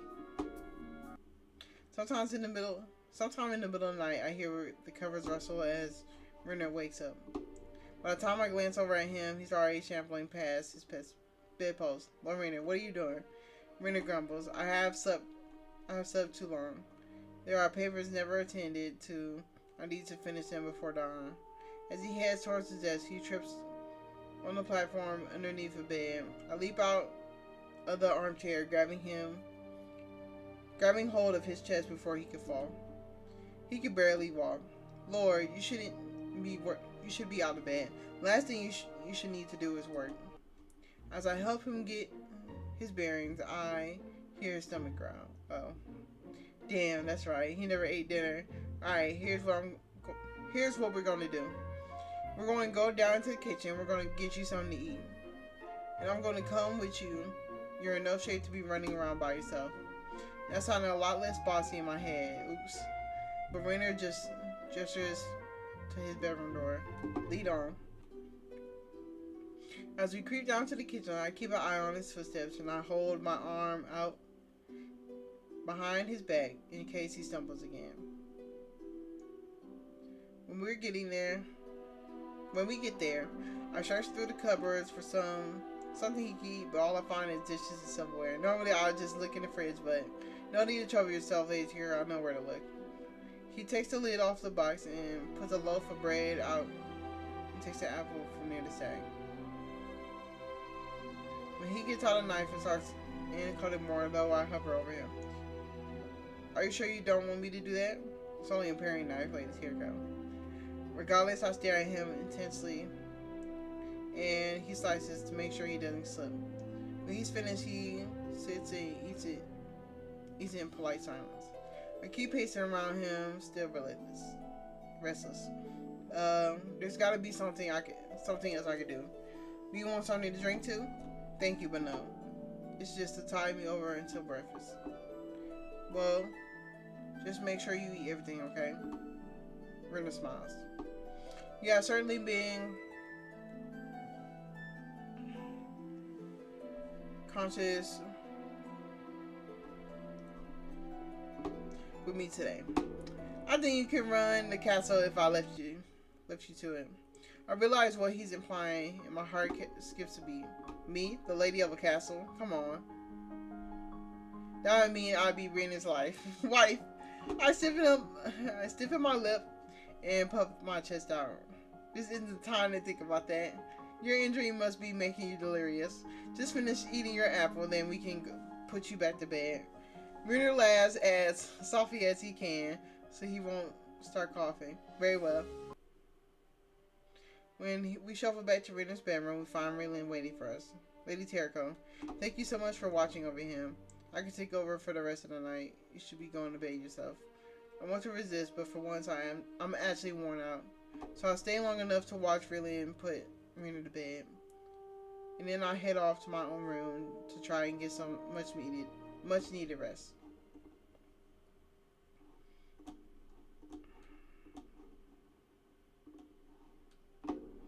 Next morning, in Retainer's diary, reconvene in Rena's room. Lord Rainer, how are you feeling? Do you feel anything lingering from the spell? Rainer sits up in his bed, trying to wave them off. Please, no, I do not. Come on, guys. We're just lucky he can sit up. It is as the doctor said, we just need to be patient. Patience is not something I have right now. Nigga, August, shut your ass up. Get him on the nerves, bro. Rainer furrows his brow with no concern. Why so tense, August? Because this should never have happened to you. He'll be like, you should have never went out with that little bitch. Hey, August, watch your fucking tone, nigga. When I hear the anger in August's voice, I decide to keep quiet and stay where I am. Jihai and that wretched sorceress have pushed us for the last time. I cannot believe they were even able to breach our defenses in the first place. I agree, but that's besides the point. If we do not answer this, we send them the message that they can do anything to us. I could not have said it better myself. We cannot take this line down. Wow. This time it's personal. We have seen as they raided our villages and burned out our lands, and I was proud to fight against them. I felt like I was defending a realm, as I was. but this is personal insult. Cersei throws his hands down on the same table. I'm with you, Asul. When they attacked the Lord Winter, they crossed me. He narrows his eyes, and that was the last thing they should have done. Even Asul and Ceres have lost their cool. I never thought I'd see them mad. Asul turns to the spot where I'm sitting. Come, Lady Jericho. You may be a stranger to our world, but surely you have some opinion on this all. Madness went through the negotiations and the whole code of chivalry thing before. Why would they fight dirty now? It doesn't make sense. To strike feariness, of course. Then it is settled. We have to strike back. Renner makes a pained expression, but it doesn't say anything. Wait a minute, guys. Maybe Rainer is not feeling well enough for this. Lord Rainer, do you have any instructions for us? When do you think we should meet to draw up plans? Guys, I get him. Are you kidding? The retainers... God damn it. Retainers head all turned to me. Lord Rainer's only barely feeling better, and you want to drag him into battle plans. Can't you see how tired he is? Oh, shit. August Akumi clears his throat. Well, for a moment, Isul looks surprised, but then it turns into a crafty grin. Very well then, Lady Wilson. Isul, my cheeks stinging. Not in front of everyone, I didn't. Isul chuckles. I know. Come, Lady Jericho. Come, Lady Jericho is right. We should let him rest for a while. Isul gathers up the retainers and escort them out, giving me one last furtive look before he goes. Rena glances at me and I glance at him. We both blush. Yikes. I think my phone is about to ring. And before Rena asked me what a phone was, I pulled out of his room and into the hall. As I leave Rena's room, I run into Isul, leaning coolly against the wall. Oh, hi, Isul. I was hoping he would have left by now. Isul smirks at me and gestures towards the end of the hallway. Lady Jericho, walk with me, will you? Oh, shit. I glance around with apprehension. Alright.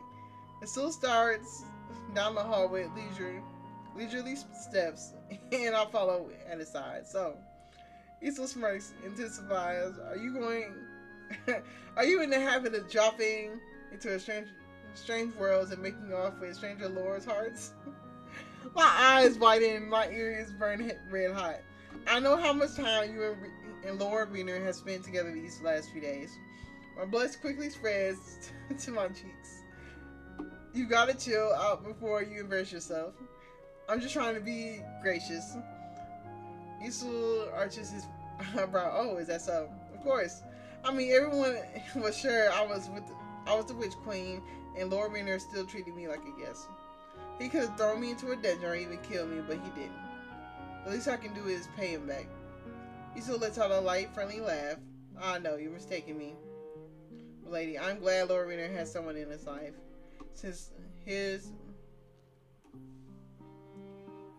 girl died in the war, he has had no time for love.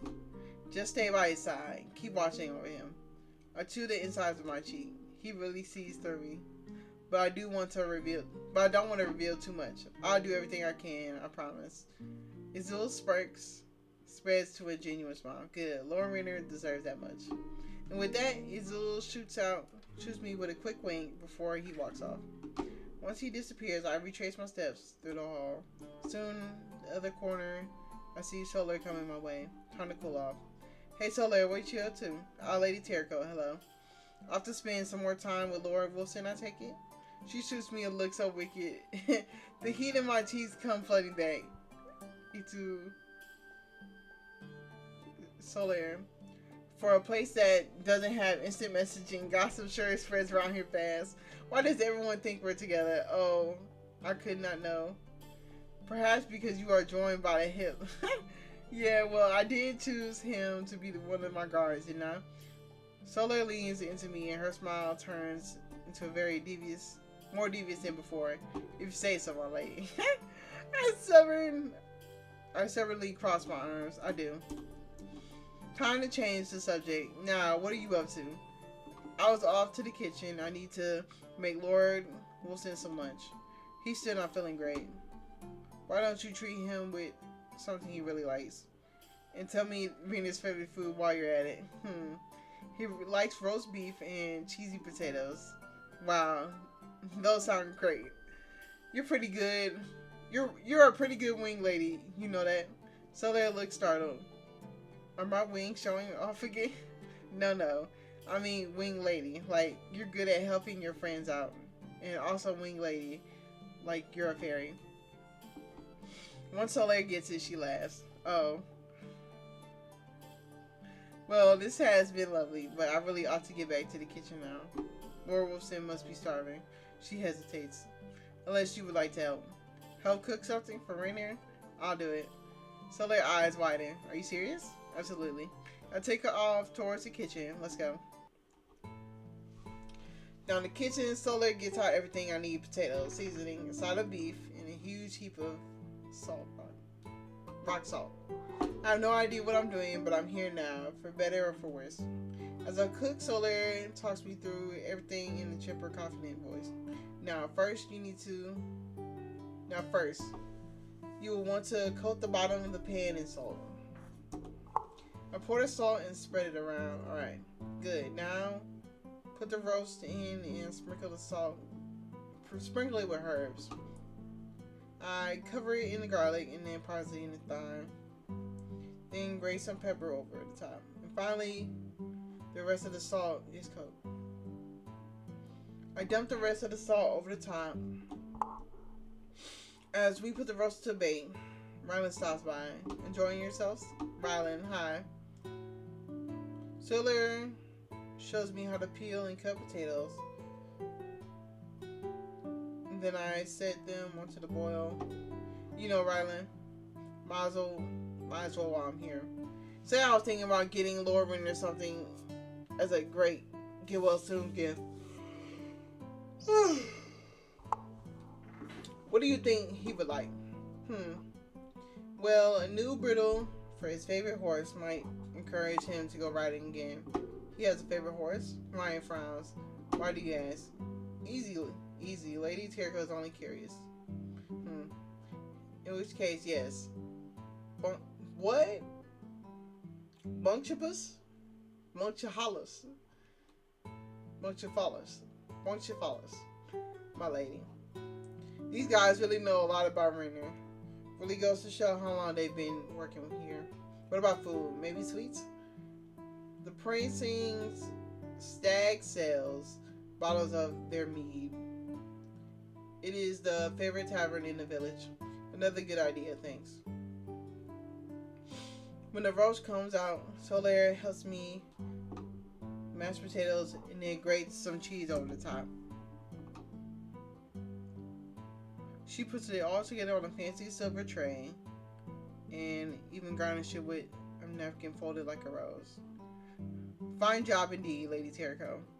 She winks, shepherding me out of the door. And good luck. As I leave, Rylan shoots Soleil a quizzical look. Good luck with what? When I reach Rainier's door, I set the tray down to open the door and then pick it up. Hey, Lord Rainier, I hope you're hungry. I set the tray down on his lap. Rainier stares down at the steaming dish. He looks wide. Did you make this, Lady Terico, for me? My cheeks start pink, yeah. Goodness, I had no idea you cared so much. I am sure it was an inconvenience to you. Not at all. Rainier picks up his fork and tries to bite. Now I know how the consistent British baking Banzana feel. Wow, this is fantastic. You like it? I do. I had no idea you were such a cook. Oh, well, I mean, I didn't really do it all by myself. I mean, I was just following Soleil's directions. Regardless, you should be proud of yourself. I'm trying to be humble, but I can feel myself glow at his praise. Well, thanks. Before I step away from his bed, Rainier sets his fork down and holds his hand up. Wait a minute. I blink at him, confused. What? You have some salt stuck on your cheek. Stay still. I freeze, and Rainier reaches up and brushes his thumb against against my cheek, letting it linger just a moment too long. He just used that as an excuse to touch my face. Really, you slide dog. Though, Lady Terrico, of course, you realize now I will need to know what to cook for you when you are hurt. Well, I never turned down a pizza. Renner gives me a baffled smile. Alright, no coffee and now it's no pizza? This is getting pretty grim. Yeah, not with pineapple though. Don't get me started. Renner looks intimidated, then chuckles. Very well, I will not. When I recover, you will have to show me what it is so we can make it. He beams. Just the two of us.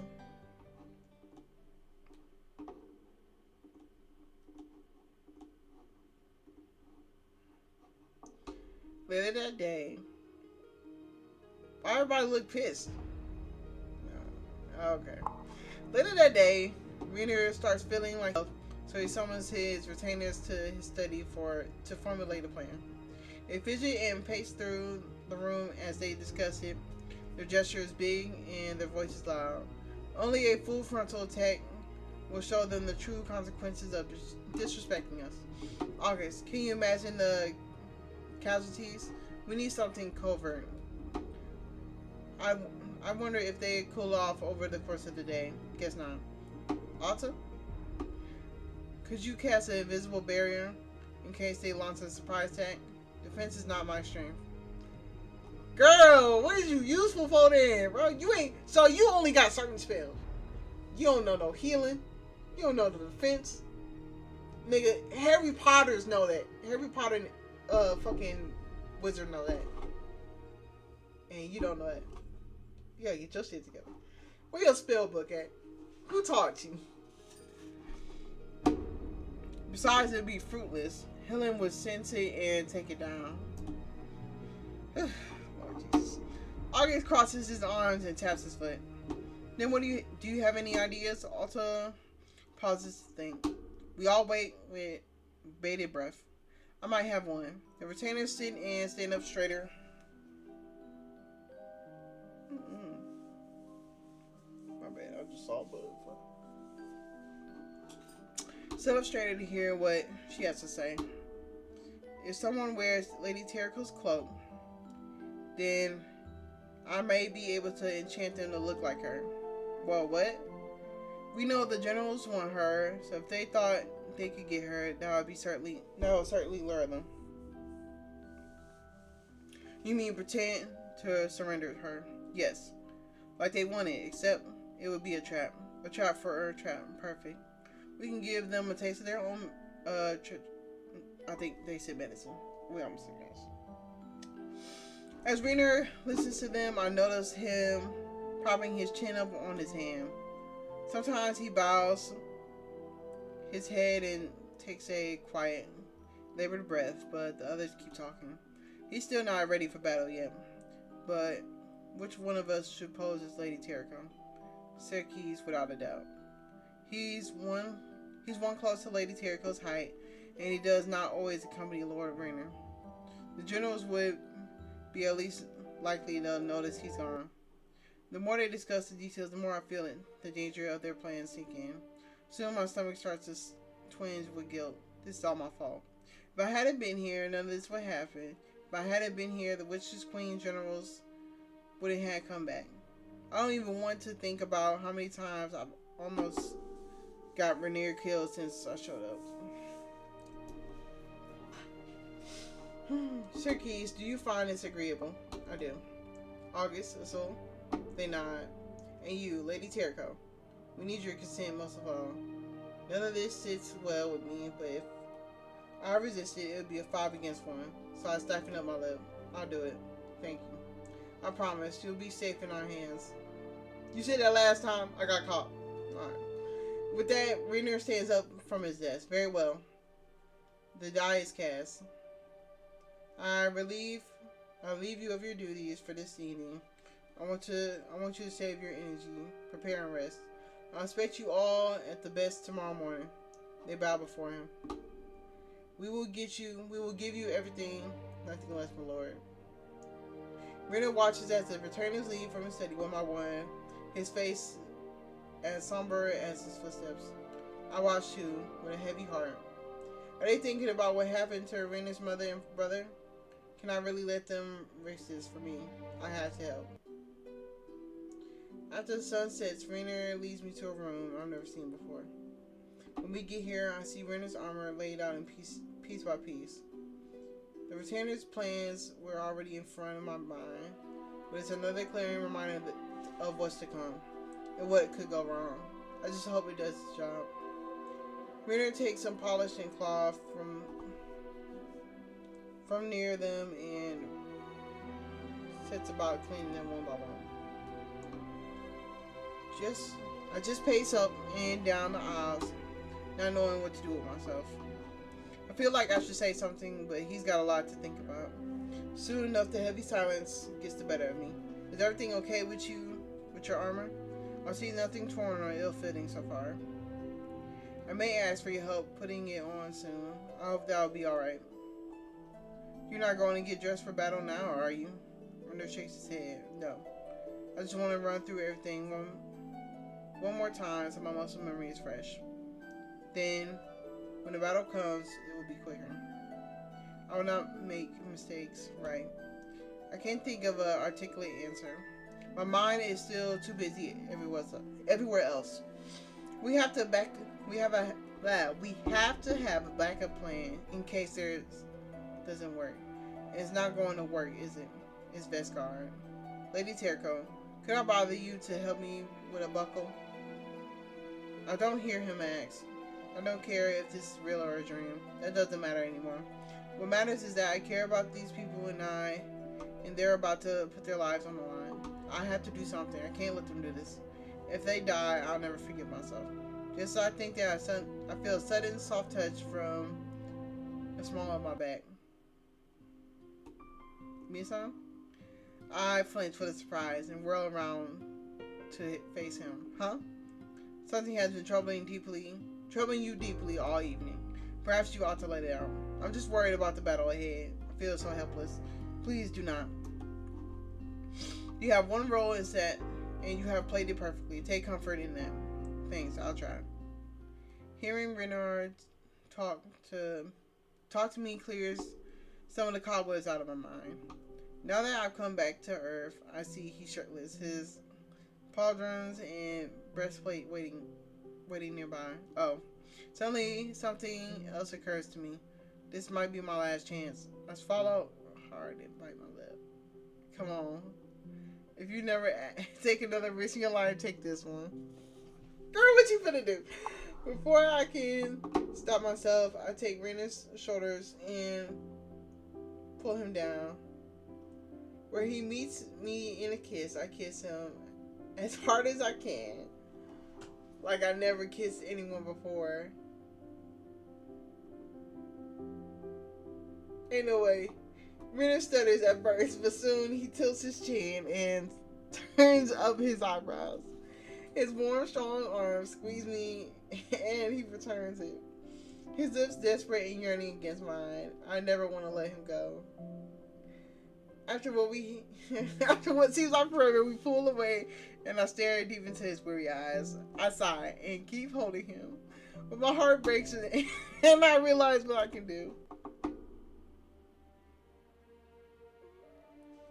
Y'all supposed to give me a scene. Why is y'all playing with me? Oh, y'all ain't no scene niggas. Oh, I thought I was getting scenes, bro. I need scenes, bro. You playing?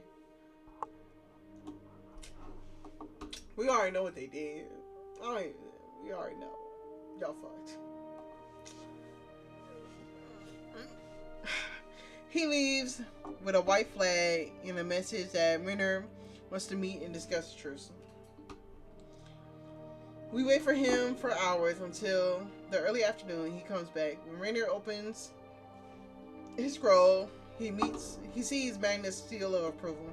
Very well, the time has come. Lady Terko, give Sir Keith your cloak. I carefully take off, then hand it to him. Thank you. I will don it later. Sure. Good luck. As I watch everyone put on the last of their armor, my stomach clenches and my heart sinks. Alright, moment of truth. I mean, son. You're either going to do this or you're not. Lord Rainer, wait. This is it. Not backing out. Rainer looks up from the scroll. Yes. I think I better stay in the castle. We don't really know how this is going to go. For all we know, they're playing another ambush. I don't think I can take a chance. Sorry, Rainer. Please take the bait. I agree. Too much of this plan is unpredictable. I'll feel better knowing you are safe at home. I'll miss you, but... Y'all miss me? When I least expect it, he takes my hand and pulls it to his chest. Wait. And before I know it, before I know what's happening, he leans in for a passionate kiss. Everyone's watching us. He lingers for a moment, then pulls away. Wait for me. I promise I'll return. Then I look up.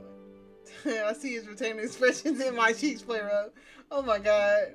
Zul lets out a belly laugh and claps his hand. Well, Lord, you break. Congratulations. And he sees August gasping in horror and sorts. August, you're acting as if he had kissed a real witch queen.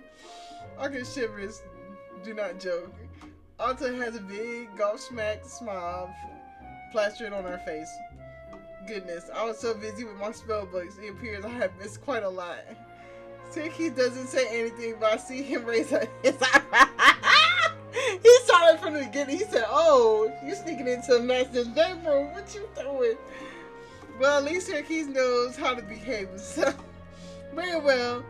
I should not delay us any longer. He gives me a cheek. He gives my cheek one last touch. Goodbye, but not for long. He turns towards the end of the courtyard, and my heart aches. All I want is to hold him one more last time. One more time? One last time? I just wish I knew. But I know I'm delaying them, so I watch in silence as Rainer leads the returners away. When I'm sure they're gone, I take off after them and into the unknown. As I take a narrow forest path that borders on the road, heading into the same direction I know Rainer and the retainers will go. I duck and weave through the bushes so they don't see I'm following them.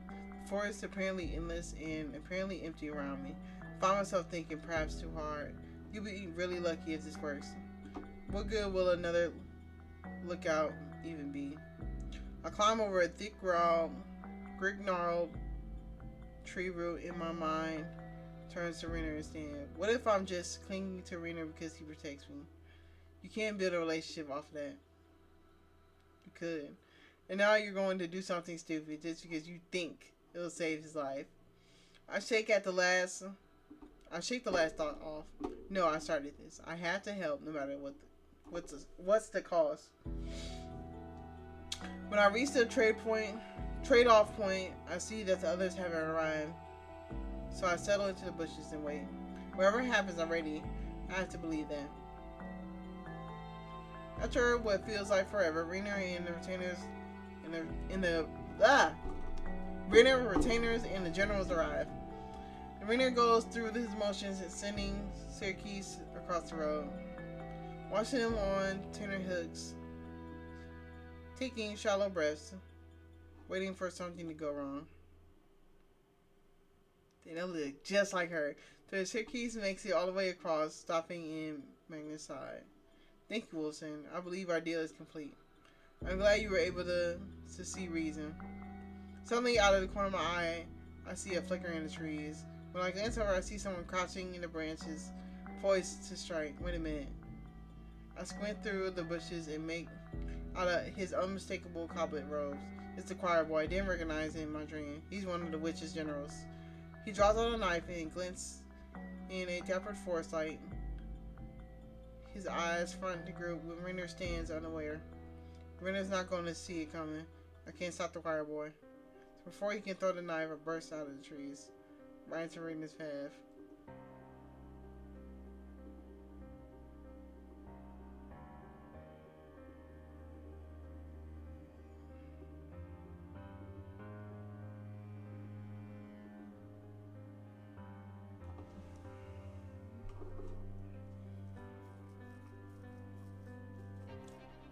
Oh my fucking goodness.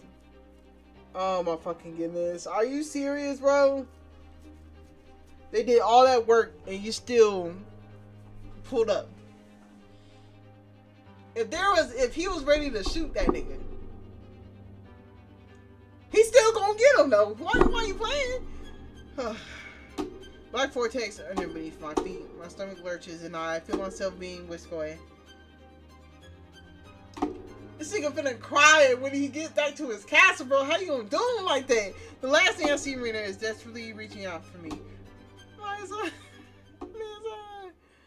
Oh, that's insane, bro. Fucking insane. Where am I? When I come to my senses, I find myself in front of a strange sharp throne. As I look up to the ceiling, the walls feel like they're closing in. This place is wrong. I want to go back, bro. At least there was some fine shits there. All these LA niggas, get the fuck on. Before I can stare too long, the general drops to their knees around me. My queen, we promise to be faithful to you and spread your influence throughout the land. And we will find a way to restore you to your true form. The oath they swear to me sends a shiver up my spine. They're acting like I'm already the Witch Queen. General stands, then Magnus approaches me, coming way too close for comfort. Now to business. What have you uncovered about bringing our queen to life? I have been researching something called astral transfer. And what's that? The moment Lady Terrico's spirit leaves, it may be possible to usher in another one. Simply inflicting a mortal wound, then that's far too dangerous. The spell could fail and we could lose her vessel forever. Vessel? Excuse me. Actually, generals all look at Helen. What do you have in mind? I have read that the life force of a living things is the strongest when their bodies are under great stress. Like when they're tortured? Exactly right. If you were to torture enough civilians and harness enough life force, how devious. It might just work. Oh, shit. The sadistic glee in their voices make my skin crawl and my blood run cold. Though, of course, it could take thousands for someone as powerful as the Witch Queen. We have thousands of new followers. I'm sure they would be a willing sacrifice. I clench my hands behind my back to hide that they're shaking. I gotta get away from this. They're out of their minds. Well, you're fucked. You're in the castle. And I do the first thing I think of. I let out a conspicuous yawn. Sure enough, they turn to me. My queen? I feel so tired from the journey here. Of course, my queen. You need a rest. Magnus, can you show her to her room? Of course. Before I can, Magnus grabs me roughly by the wrist. Come along. I can't think of anything. I want less than for Magnus and I to be alone. But I'm in no position to resist. All right. Imagine the Witch Queen. Hey, I got a theory. Imagine the Witch Queen and fucking Magnus were dating. Like that was her little shits on the low. She didn't tell nobody. Magnus leads me up to the witch queen's bedroom, and I follow him without a word. He opens the door, then hovers until I go. Someone needs to teach Magnus a thing too about personal space. Now stay here. You'll be safe while we search for a proper extraction ritual. I'll feel safer in the pit of snakes. Magnus sniffs with disdain. Do not be ridiculous. You know we need you alive. Oh, and Lady Terrico. I answer through gritted teeth. What? See, ain't that some shit? Magnus advances on me until I'm back up against the wall. Do not pray for Lord Wilson to save you. He will never come. Watch him come! I kissed him last night and I let him get some. Watch this. As Magnus leaves, I stay pinned to the wall. Doubt and fear stewing in my gut. I thought I was doing the right thing to give myself up, but now I'm here. Should I have stayed? Yeah, you should. No, you should have. Okay, you should have did the same thing you were doing, but you should have did better with the signal.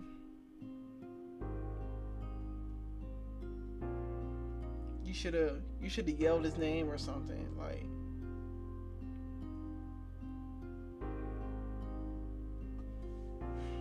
Anyways, that night I lie in the witch queen's bed and try to fall asleep. But for hours I toss and turn, running over the day's event in my brain. I can't believe I was stupid to giving myself up like that. Just go with them so they don't hurt your friends, you said. It'll be better this way, you said. I don't want to remember what they were talking about. I still can't get comfortable. I roll into my other side and Rainer, at least he's safe. That's all I care about. Whatever happens to me, it won't be happening to him. And with that thought,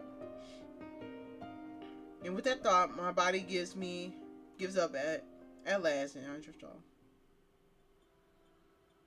Suddenly, I'm face to face with the Witch Queen, and my skin prickles with goosebumps. That's her? She paces around me with her head held high, her skirt wishing like that tail on the snake. Wait a minute, this is a dream. Oh great, not another one. Poor little girl, lost in an unfamiliar world and all alone. It sounds like the beginning of a legend. If only you were the heroine you think you are. When I try to answer her, the words stick in my throat. I know it's just a dream, but she'll kill me if I move. I have met many who thought they were the heroes and I was the villain in their fairy tale. In the end, their lives have no meaning and they were just victims, or a vessel for my triumphs. She stares me down, like you. No, I'm not just going to take that from her. Finally, I break through my fear and puff out my chest. Shut up. The Witch's Queen stopped pacing and she looked surprised, but she simply stares at me like her face is a mask with nothing behind it. Oh my dear, how charming. You really didn't think you mattered after all. I'm sure you meant well, sacrificing yourself to buy your friends some time, but you should enjoy what you have left. You're only delaying the inevitable. I'm not just a vessel. I have thoughts and feelings. I'll never let you control me like that. It is not a question of let, dear. It's a question of when you give up. Before I can respond, the Witch Queen leans until she's just a few inches from my face. She reaches up gently, strokes my hair, and her touch freezes my blood in my veins. Tastes so stubborn. Never fear. She glares right into my eyes. You will not remember any of this when your body is mine. Oh shit. And with that I jolt awake. It takes me a minute to get my bearings, and I'm still shaking up after I remember where I am. I cough. I cover my mouth and stay still, hoping no one heard me cry out. A minute passes, but no one knocks on the door or open the door. Thank God. I curl up under the sheets and hold myself, and soon I lose track of time. I lie that way, not moving a muscle until the sun comes up. Next morning, the generals come and fetch me. They lead me down to breakfast in their dining hall. They seat me. They serve me what looks like normal eggs, sausage, and bread. But I just push it around. Something I stab with a fork. I better not eat anything they give me. They'll be cursed or poisoned or something. While generals chat with each other, I eye a knife at the side of my plate. I at least got something to defend myself with if things go south. But soon Alan speaks up and I quickly look away. I hope you slept well, my queen. I stood guard outside your room all night to keep you safe. I mean, don't be creepy. Don't be creepy or anything. Sure, we'll go with that. Never mind, Alan, your majesty. I'm sure he thinks you would have slept more soundly with him in your bed. Huh? What? I'm sure he thinks you would have slept more soundly with him in your bed. Oh, so he a dick rider. We'll talk for you, Helen. Helen lets out a sarcastic laugh, then curls her lips. They're so cutthroat with each other, even when they're just messing around. Your Majesty, if you are rested, I would love your help writing a speech to our followers. What they need now is inspiration. I can think of no one more inspiring than you. She can do that later. I will need her to help me restore the castle's arcane veil. The aura of this place has been wrong since she left. Only her magic can set it right. You will not require her today, will you, Jinhai? It sounds fine to me. They're really talking about this you're the witch queen thing all the way, aren't they? Even Jinhai is being polite. But as the conversation moves on, Magnus at the head of the table discreets the sex eyes me.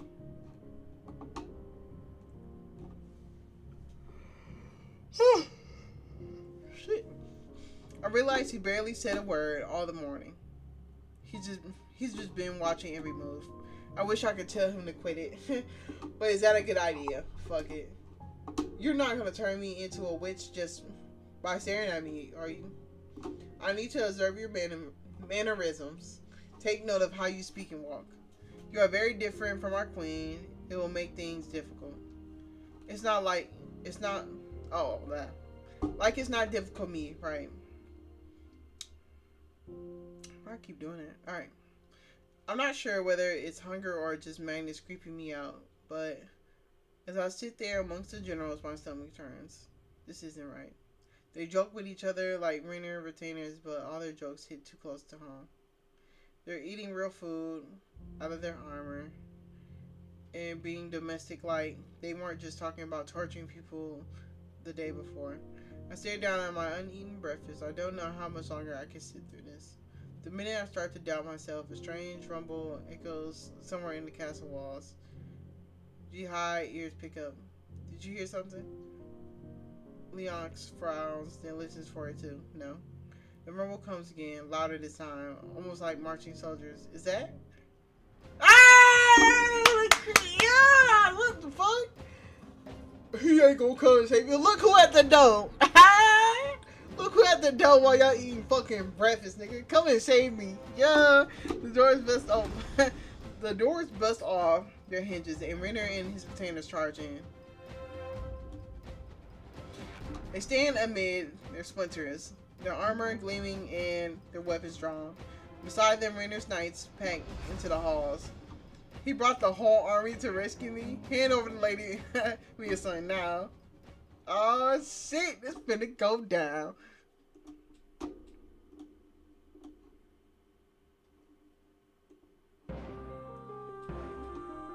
The generals reeled with surprise at the scene before them, frozen in place and lost for words.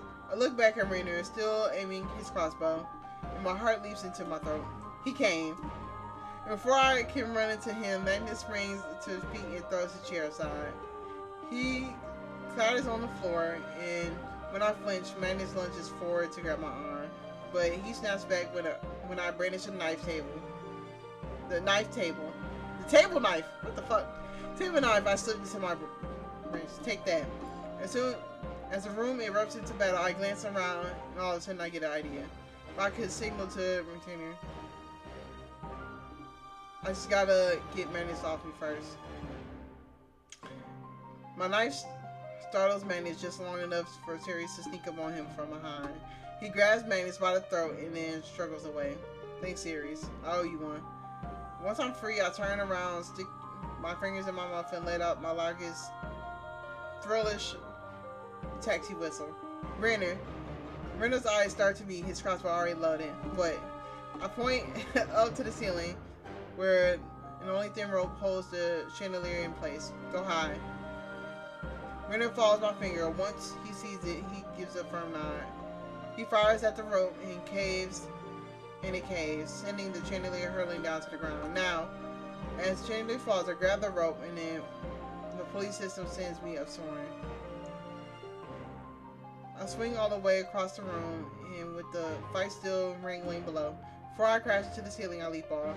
This isn't gonna end well, but somehow I land right on Magnus' back. A shock shoots up my leg, but I spring right off him. Whoa. Since when could I do all that? Renner throws his crossbow aside and catches me before I can hit the floor. He sweeps me into a kiss. I dip my arms around his neck and my heart skips a beat, but we're still surrounded by clashing blades and exploding spells. So I give him a quick peck in return, then break it off. I'm glad to see you too, but not now. You're gonna get us killed. Sure enough, Alan tries to ambush us, but August traps him into a blade lock before he can strike. My lord, take her into retreat. Alone? Alta raises her staff. We can hold them down. As the firestorm brews at Alta's feet, August overpowers the island, shoving him off. Sari picks up Lennox and smashes him against a tabletop. Now, with a dramatic turn, his cape, Renner ushers me out and grabs me by the hand. We flee through the castle, his hand in mine, until we break out into the yard. Renner and I stumble down the road home until we're sure it's safe distance away. Now that we have a moment to ourselves, I grab him in a tight hug. He's startled at first, but then he laughs, wraps me in a strong, familiar embrace. I'm glad to see you too. You have no idea. Do not pray for Lord Wilson to save you, huh, Magnus? Shows how much you know. Well, after a while, the retainers met up with us and the rest of the Renner's army in tow. They're alright. You're back. How while we were gone? They have to stop to catch their breath, but victory burns in their eyes. I can say this much. They will think twice before they try to make off with Lady Amia's son again. They will think twice before... I already said that. The fuck? Did you see the look on Manny's face when Lady Amia's son jumped on his back? Also giggles. I'm sure he will be losing sleep over that for a long time. Fine work, my lord. You mean fine work to Amia's son for giving me the idea. I glow with pride as Renner gives me the credit. I can't believe that even worked. I can. You are more formidable. There we go. On the battlefield than you think. Renner turns towards the path ahead and gestures it with a sweep of his hand. Now come back to the castle. The day is ours. We head down the road towards the horizon. Our feet tired, but spirits high. Not once do we look back at the castle we're leaving behind. If I never had to see that place again, it would be too soon. When we arrived back to the castle that night, we found Soleil and Rylan waiting for us. Soleil can barely contain their excitement when she sees us. Lady Terracotta, you're alright.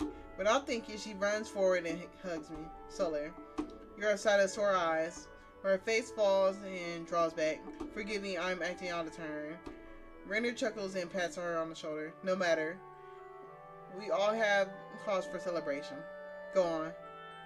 Soleil beams, but just shrugs bashfully at me. Riley, on the other hand, frowns. The generals did not harm you while you were there, did they? August looks down at me. She looks unharmed. On the outside, maybe. But how are you feeling? If they cast any spells on you, you must let us know. I'm okay, please. Just really weirded out. I don't blame you. The arcane aura around that castle has never been right. I'm surprised it did not make you ill. We should be thankful it did not. The questions might be overwhelming, but inside I'm glad. They're so worried about me. Like they're looking after one of their own. How did you guys know where to find me? The castle was the logical place to go. We knew General Vescar would need you there for his schemes. We just did not know why. I volunteered to find out by tracing your energy. Helen teleported, left behind. Alta crossed her arms. But someone said it would be showing off. Siri rolled his eyes and I snickered. That's the Alta I know. Well, I can't believe you came to save me. What did you think we would do? Leave you trapped there was never an option. If you had been hurt, we would not have been able to live our lives. August kept his arms behind his back, but even his voice sounded bright. Being at their mercy is a terrible fate. Lord Rainer would not allow you to go through that. Aw, see, August, I'm not so bad after all. You know, not to make it weird, but you guys literally threw me in a dungeon when I first met. What changed? When you came to visit us on Rainer's rounds, we realized how hard you were working to fit in. After you sacrificed so much for him, we knew you had to be one of us. I agreed. Besides, any friend of Lord Rainer's is a friend of mine. The Witch Queen would never endanger herself just to keep us safe. He hesitates. At least not any witch queen I know. Haha, you see?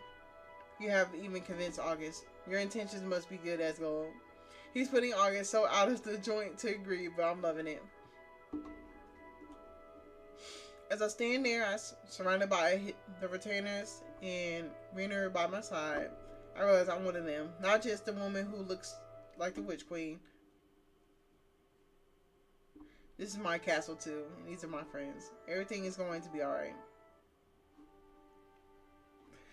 At the end of the evening, the retainers disperse, and Rainer escorts me to his room. Someone has already turned down his bed and started a crackling fire in the fireplace. Can I offer you a hot bath? Really? You do that? Rainer drapes his arms around me. You put up a brave facade, but I can see your capture was weighed heavily on you. Let me look after you, at least tonight. Oh, that's so sweet of him. Honestly, that sounds so nice. Excellent. Feel free to undress. I will not gaze infinitely. Gaze all you want. I wouldn't mind. I stand in front of the fire to keep warm, and I shed my vest, trousers, and my top. Me and son wait. I glance back at him. Huh? You have some scrapes on the back from the skirmish. Really? They are not serious, but with a little healing magic, they'll be gone. Sit on the bed, I continue to you. Her cheeks turn pink. Sure, alright. Rena smooths the covers out for me, and I take a seat on the edge of the bed. He sits behind me, then gathers my hair up and tuck it over my shoulders to expose my back. His fingers brush my neck, sending a shiver down to my spine. Soon there's a familiar rush of his magic as he carefully strokes down the scrapes. Then he rubs in with deep pressure onto my shoulders and then the nape of my neck. Wow. Has he ever thought of massage therapy if the whole Lord thing doesn't work out? Between his hands, his magic, and the fire, my tension melts and I sigh with relief. Yeah. I do not mean to scold you at such a sensitive time, but please do not sacrifice yourself for me again. You are not disposable. Remember that. Neither are you. You weren't recovered from Helen's attack. If there had been a battle, you would have died. I knew that. I'm a warrior. I take risks for the greater good. I'm a greater good? Guess you are. Regardless, my point stands. Next time we run into trouble again, guard your own life. You are more to me than you know. He trails off. Well, I have abolished you enough. He keeps his composure as he speaks, but something lurks under his calm voice. Poor Rainer. He was scared for me, wasn't he? At least more scared than letting on. When Rainer finishes, he leans in. He pecks me between my shoulder blade. My ears burn up with an unexpected gesture. Is the kid stealing magic too? Rainer chuckles softly. No, but it helps. Now, how about that bath? Actually, I'm pretty worn out. Of course. What do you need? What you need to rest? What you need is rest. Come, you can stay here for the night. Rainer scoots back against the headboard and flips out his pillow. When I join him, he covers us with blanket, and I nestle my head against his chest. I fall into a restless, dreamless sleep, cradled in his arms. Try shit.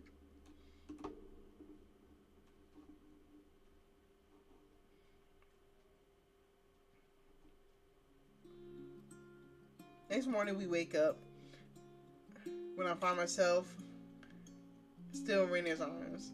As yawn, he's watching me with a fond, peaceful look in his eyes. Wait a minute. Has he been here all night? What are you still doing here?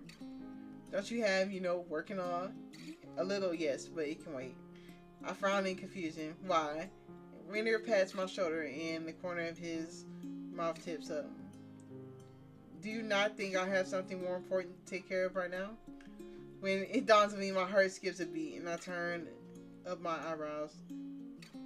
Way to make a girl feel special. He brushes my hair away from my brow. My only duty right now is making sure you're alright. Everything else can wait its turn. I'll finish it in due time. Even after he's almost died for Helen's spell, he was trying to do his chores. Putting all that aside to take care of me, am I really that important to him? You still seem shaken. I am. Sorry I gave up myself to the generals. Well, I apologize. I have no idea what I was getting to all of you into. I was just terrified you get hurt. Shush. Brennan rubs his hand in accompanying circles on my back. I know. His other thumb slips into my chin and tips my face towards his. But perhaps we should work together to find a solution next time.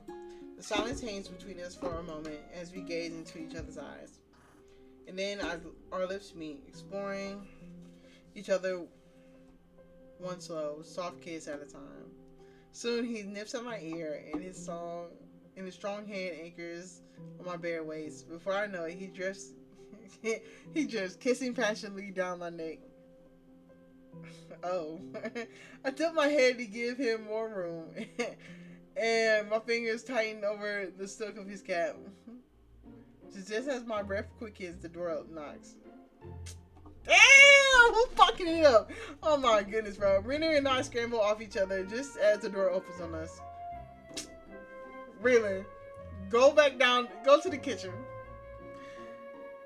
There stands Vreeland, carrying a tray of dishes. I have brought you breakfast meat, Lord. Renner just stares at him like a deer in headlights. He's totally onto us. I scream for something to say. Sorry? Vreeland blinks sincerely. What are you sorry for, milady? You know damn well what. Renner tries to straighten his non-existent neckline and smooth his cap. Despite his efforts, he can't look directly at me. He stumbles over his words. Really, forgive me. He awkwardly clears his throat. Please, take it into the study. I'll be in soon to start my work. He's so embarrassed. I don't think he's been caught like this before. Really nods to Rainier obediently playing along. But once his head's down, he smirks. As you say, my lord. I will leave you and Lady Terracotta to your morning routine. And with that, he whisks the tray off and shuts the door. This guy. I glance at Rainier. I wish I could kiss him again, but the moment's gone. Before I can pout too long, my stomach grumbles. When was the last time I ate? I better fix that right now. After a good breakfast, Rainier and I sighed with satisfaction. Feeling better, I hope? I'm fine. I didn't realize how starved I was. Rainier arranges our empty dishes to make it easier for Vreeland to clean up. Well, the day's yours. How would you like to spend it? He wants me to decide, you know. I haven't had another piano lesson since the one afternoon. Rainier's faces lights up. Of course. How do you feel about learning a duet? Just as long as it's easy. Alright. Rainier gets up and pulls the bench out for me. I sit towards the piano left side. He joins me as I write, and his broad shoulders brush me as gently as he lifts the lid. Now, do you remember what we did the last lesson? I think so. I reach out and position myself on the keys. My thumb on the middle C. Right. I swallowed with pride. I actually remembered. Very good. Can you show me the C major scale? And just like that, I deflated. Never mind. Okay, bear with me. I play C, then D, then E, and I cross my thumb under F, then up to C again. Sorry. No need to apologize. He's not even frustrated with me. And my ears getting hot.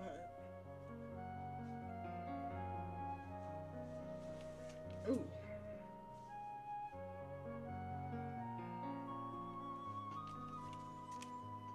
Alright. He's not even frustrated with me when I make mistakes. Now, I picked that scale because you were part of the duet. Because Your part of the duet will use it as a guide. We're going to start on B though. Alright. He plays a short line for me, trilling on the note before finishing another short line. I repeat after him, and somehow I did hit all the right. I did hit them all right the first time. Wonderful. You play like that, and I will play my half, and we will see how it sounds. We run through the line together. His part much more complex than mine. I have to focus, but we'll pull off without a hitch. You know, I confess I feel a little selfish pride that you are learning so well. It may only be your second lesson, but it's only my second time teaching too. Really? But you love it so much, you never shared it. You share this with anyone? Renner shakes his head. No. I sit with that for a moment, and the more it sinks in, the more my cheeks redden. First, he took time off of work to care for me. Now, I'm his only piano partner. What stopped you before? I mean, if you don't mind me asking. I'm not sure. Perhaps I felt they would not appreciate it, or it just did not seem right. Renner taps his foot against the rightmost pedal, and his hand folded in his lap. I remember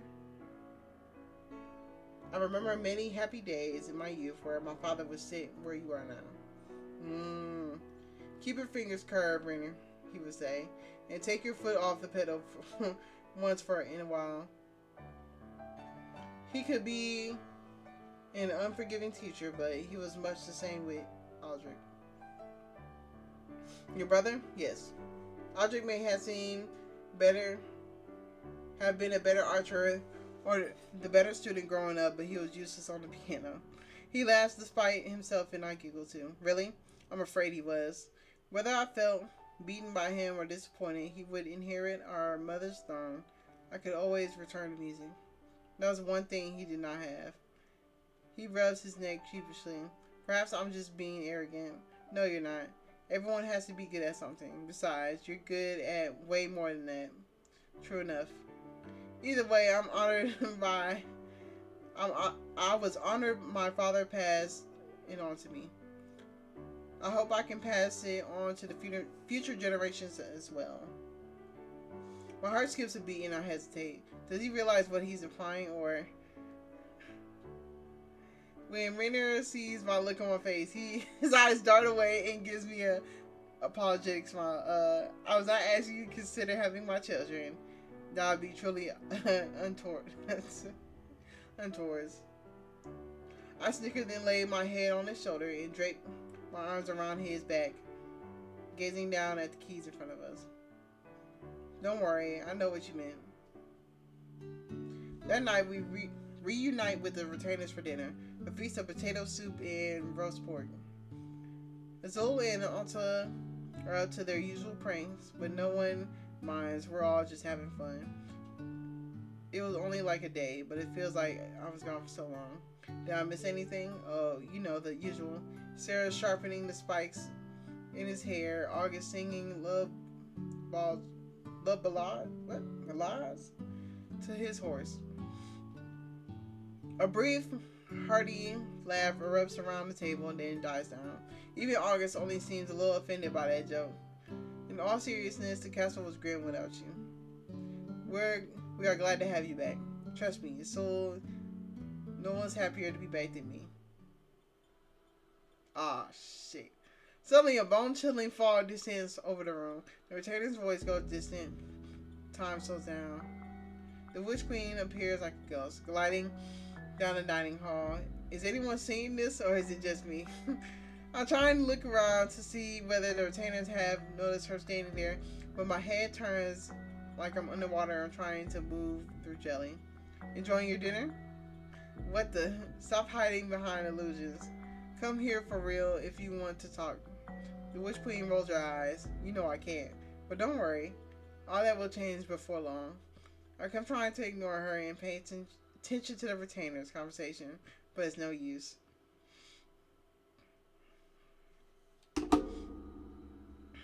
The Witch Queen floats over to Alta and strokes her long, spidery fingers down Alta's hand. Such friends you have made here. Like Alta, so young and already strong. How will she go when I drain every last spark of her magic from her soul? Oh, enough with these mind games. Then she finished. Then when she's finished, she moves over to Isul, fanning her hands over his eyes and ears. Prince Isul, Adrius. He's a affinity for animals. Does he? Does he not? I wonder how he'll feel when his ears tear when his ears tear with their screams. Oh. Leave him alone. Alta has been reaching over to saw Isul's food, but she stops and pulls back. Huh? Shit. She doesn't know. How can I tell them what's going on? The Witch Queen keeps going, strolling over to Sikri's side. It must be difficult for Sikri's to be the last of his kind.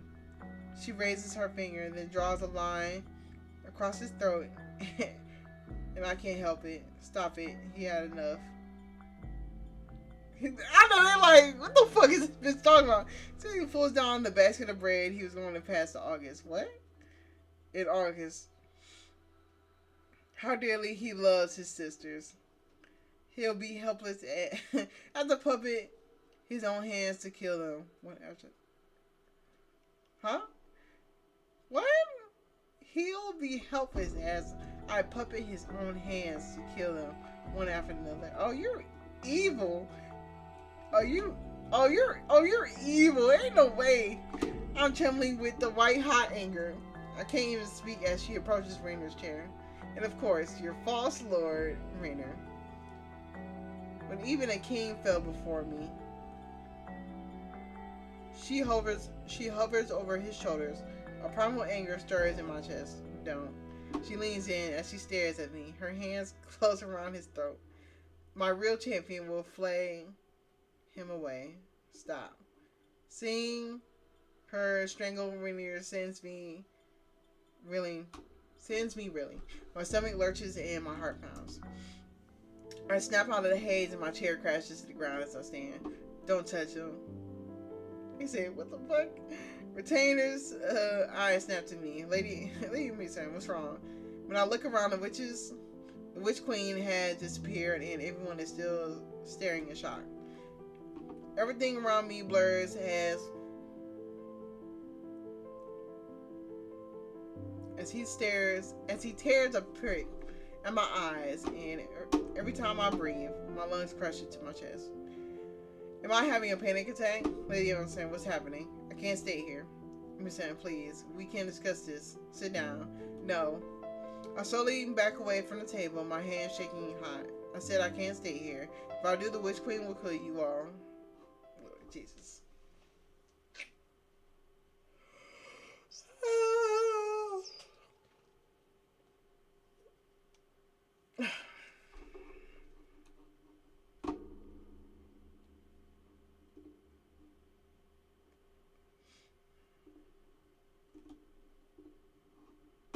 What time is it?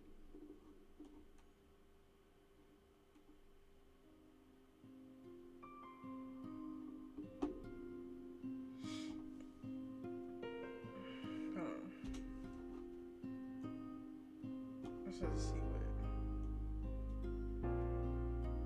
how long it's been? Damn, it's been 4 hours. Oh. And we still ain't done. I thought this was gonna be a quick one. It's only 10.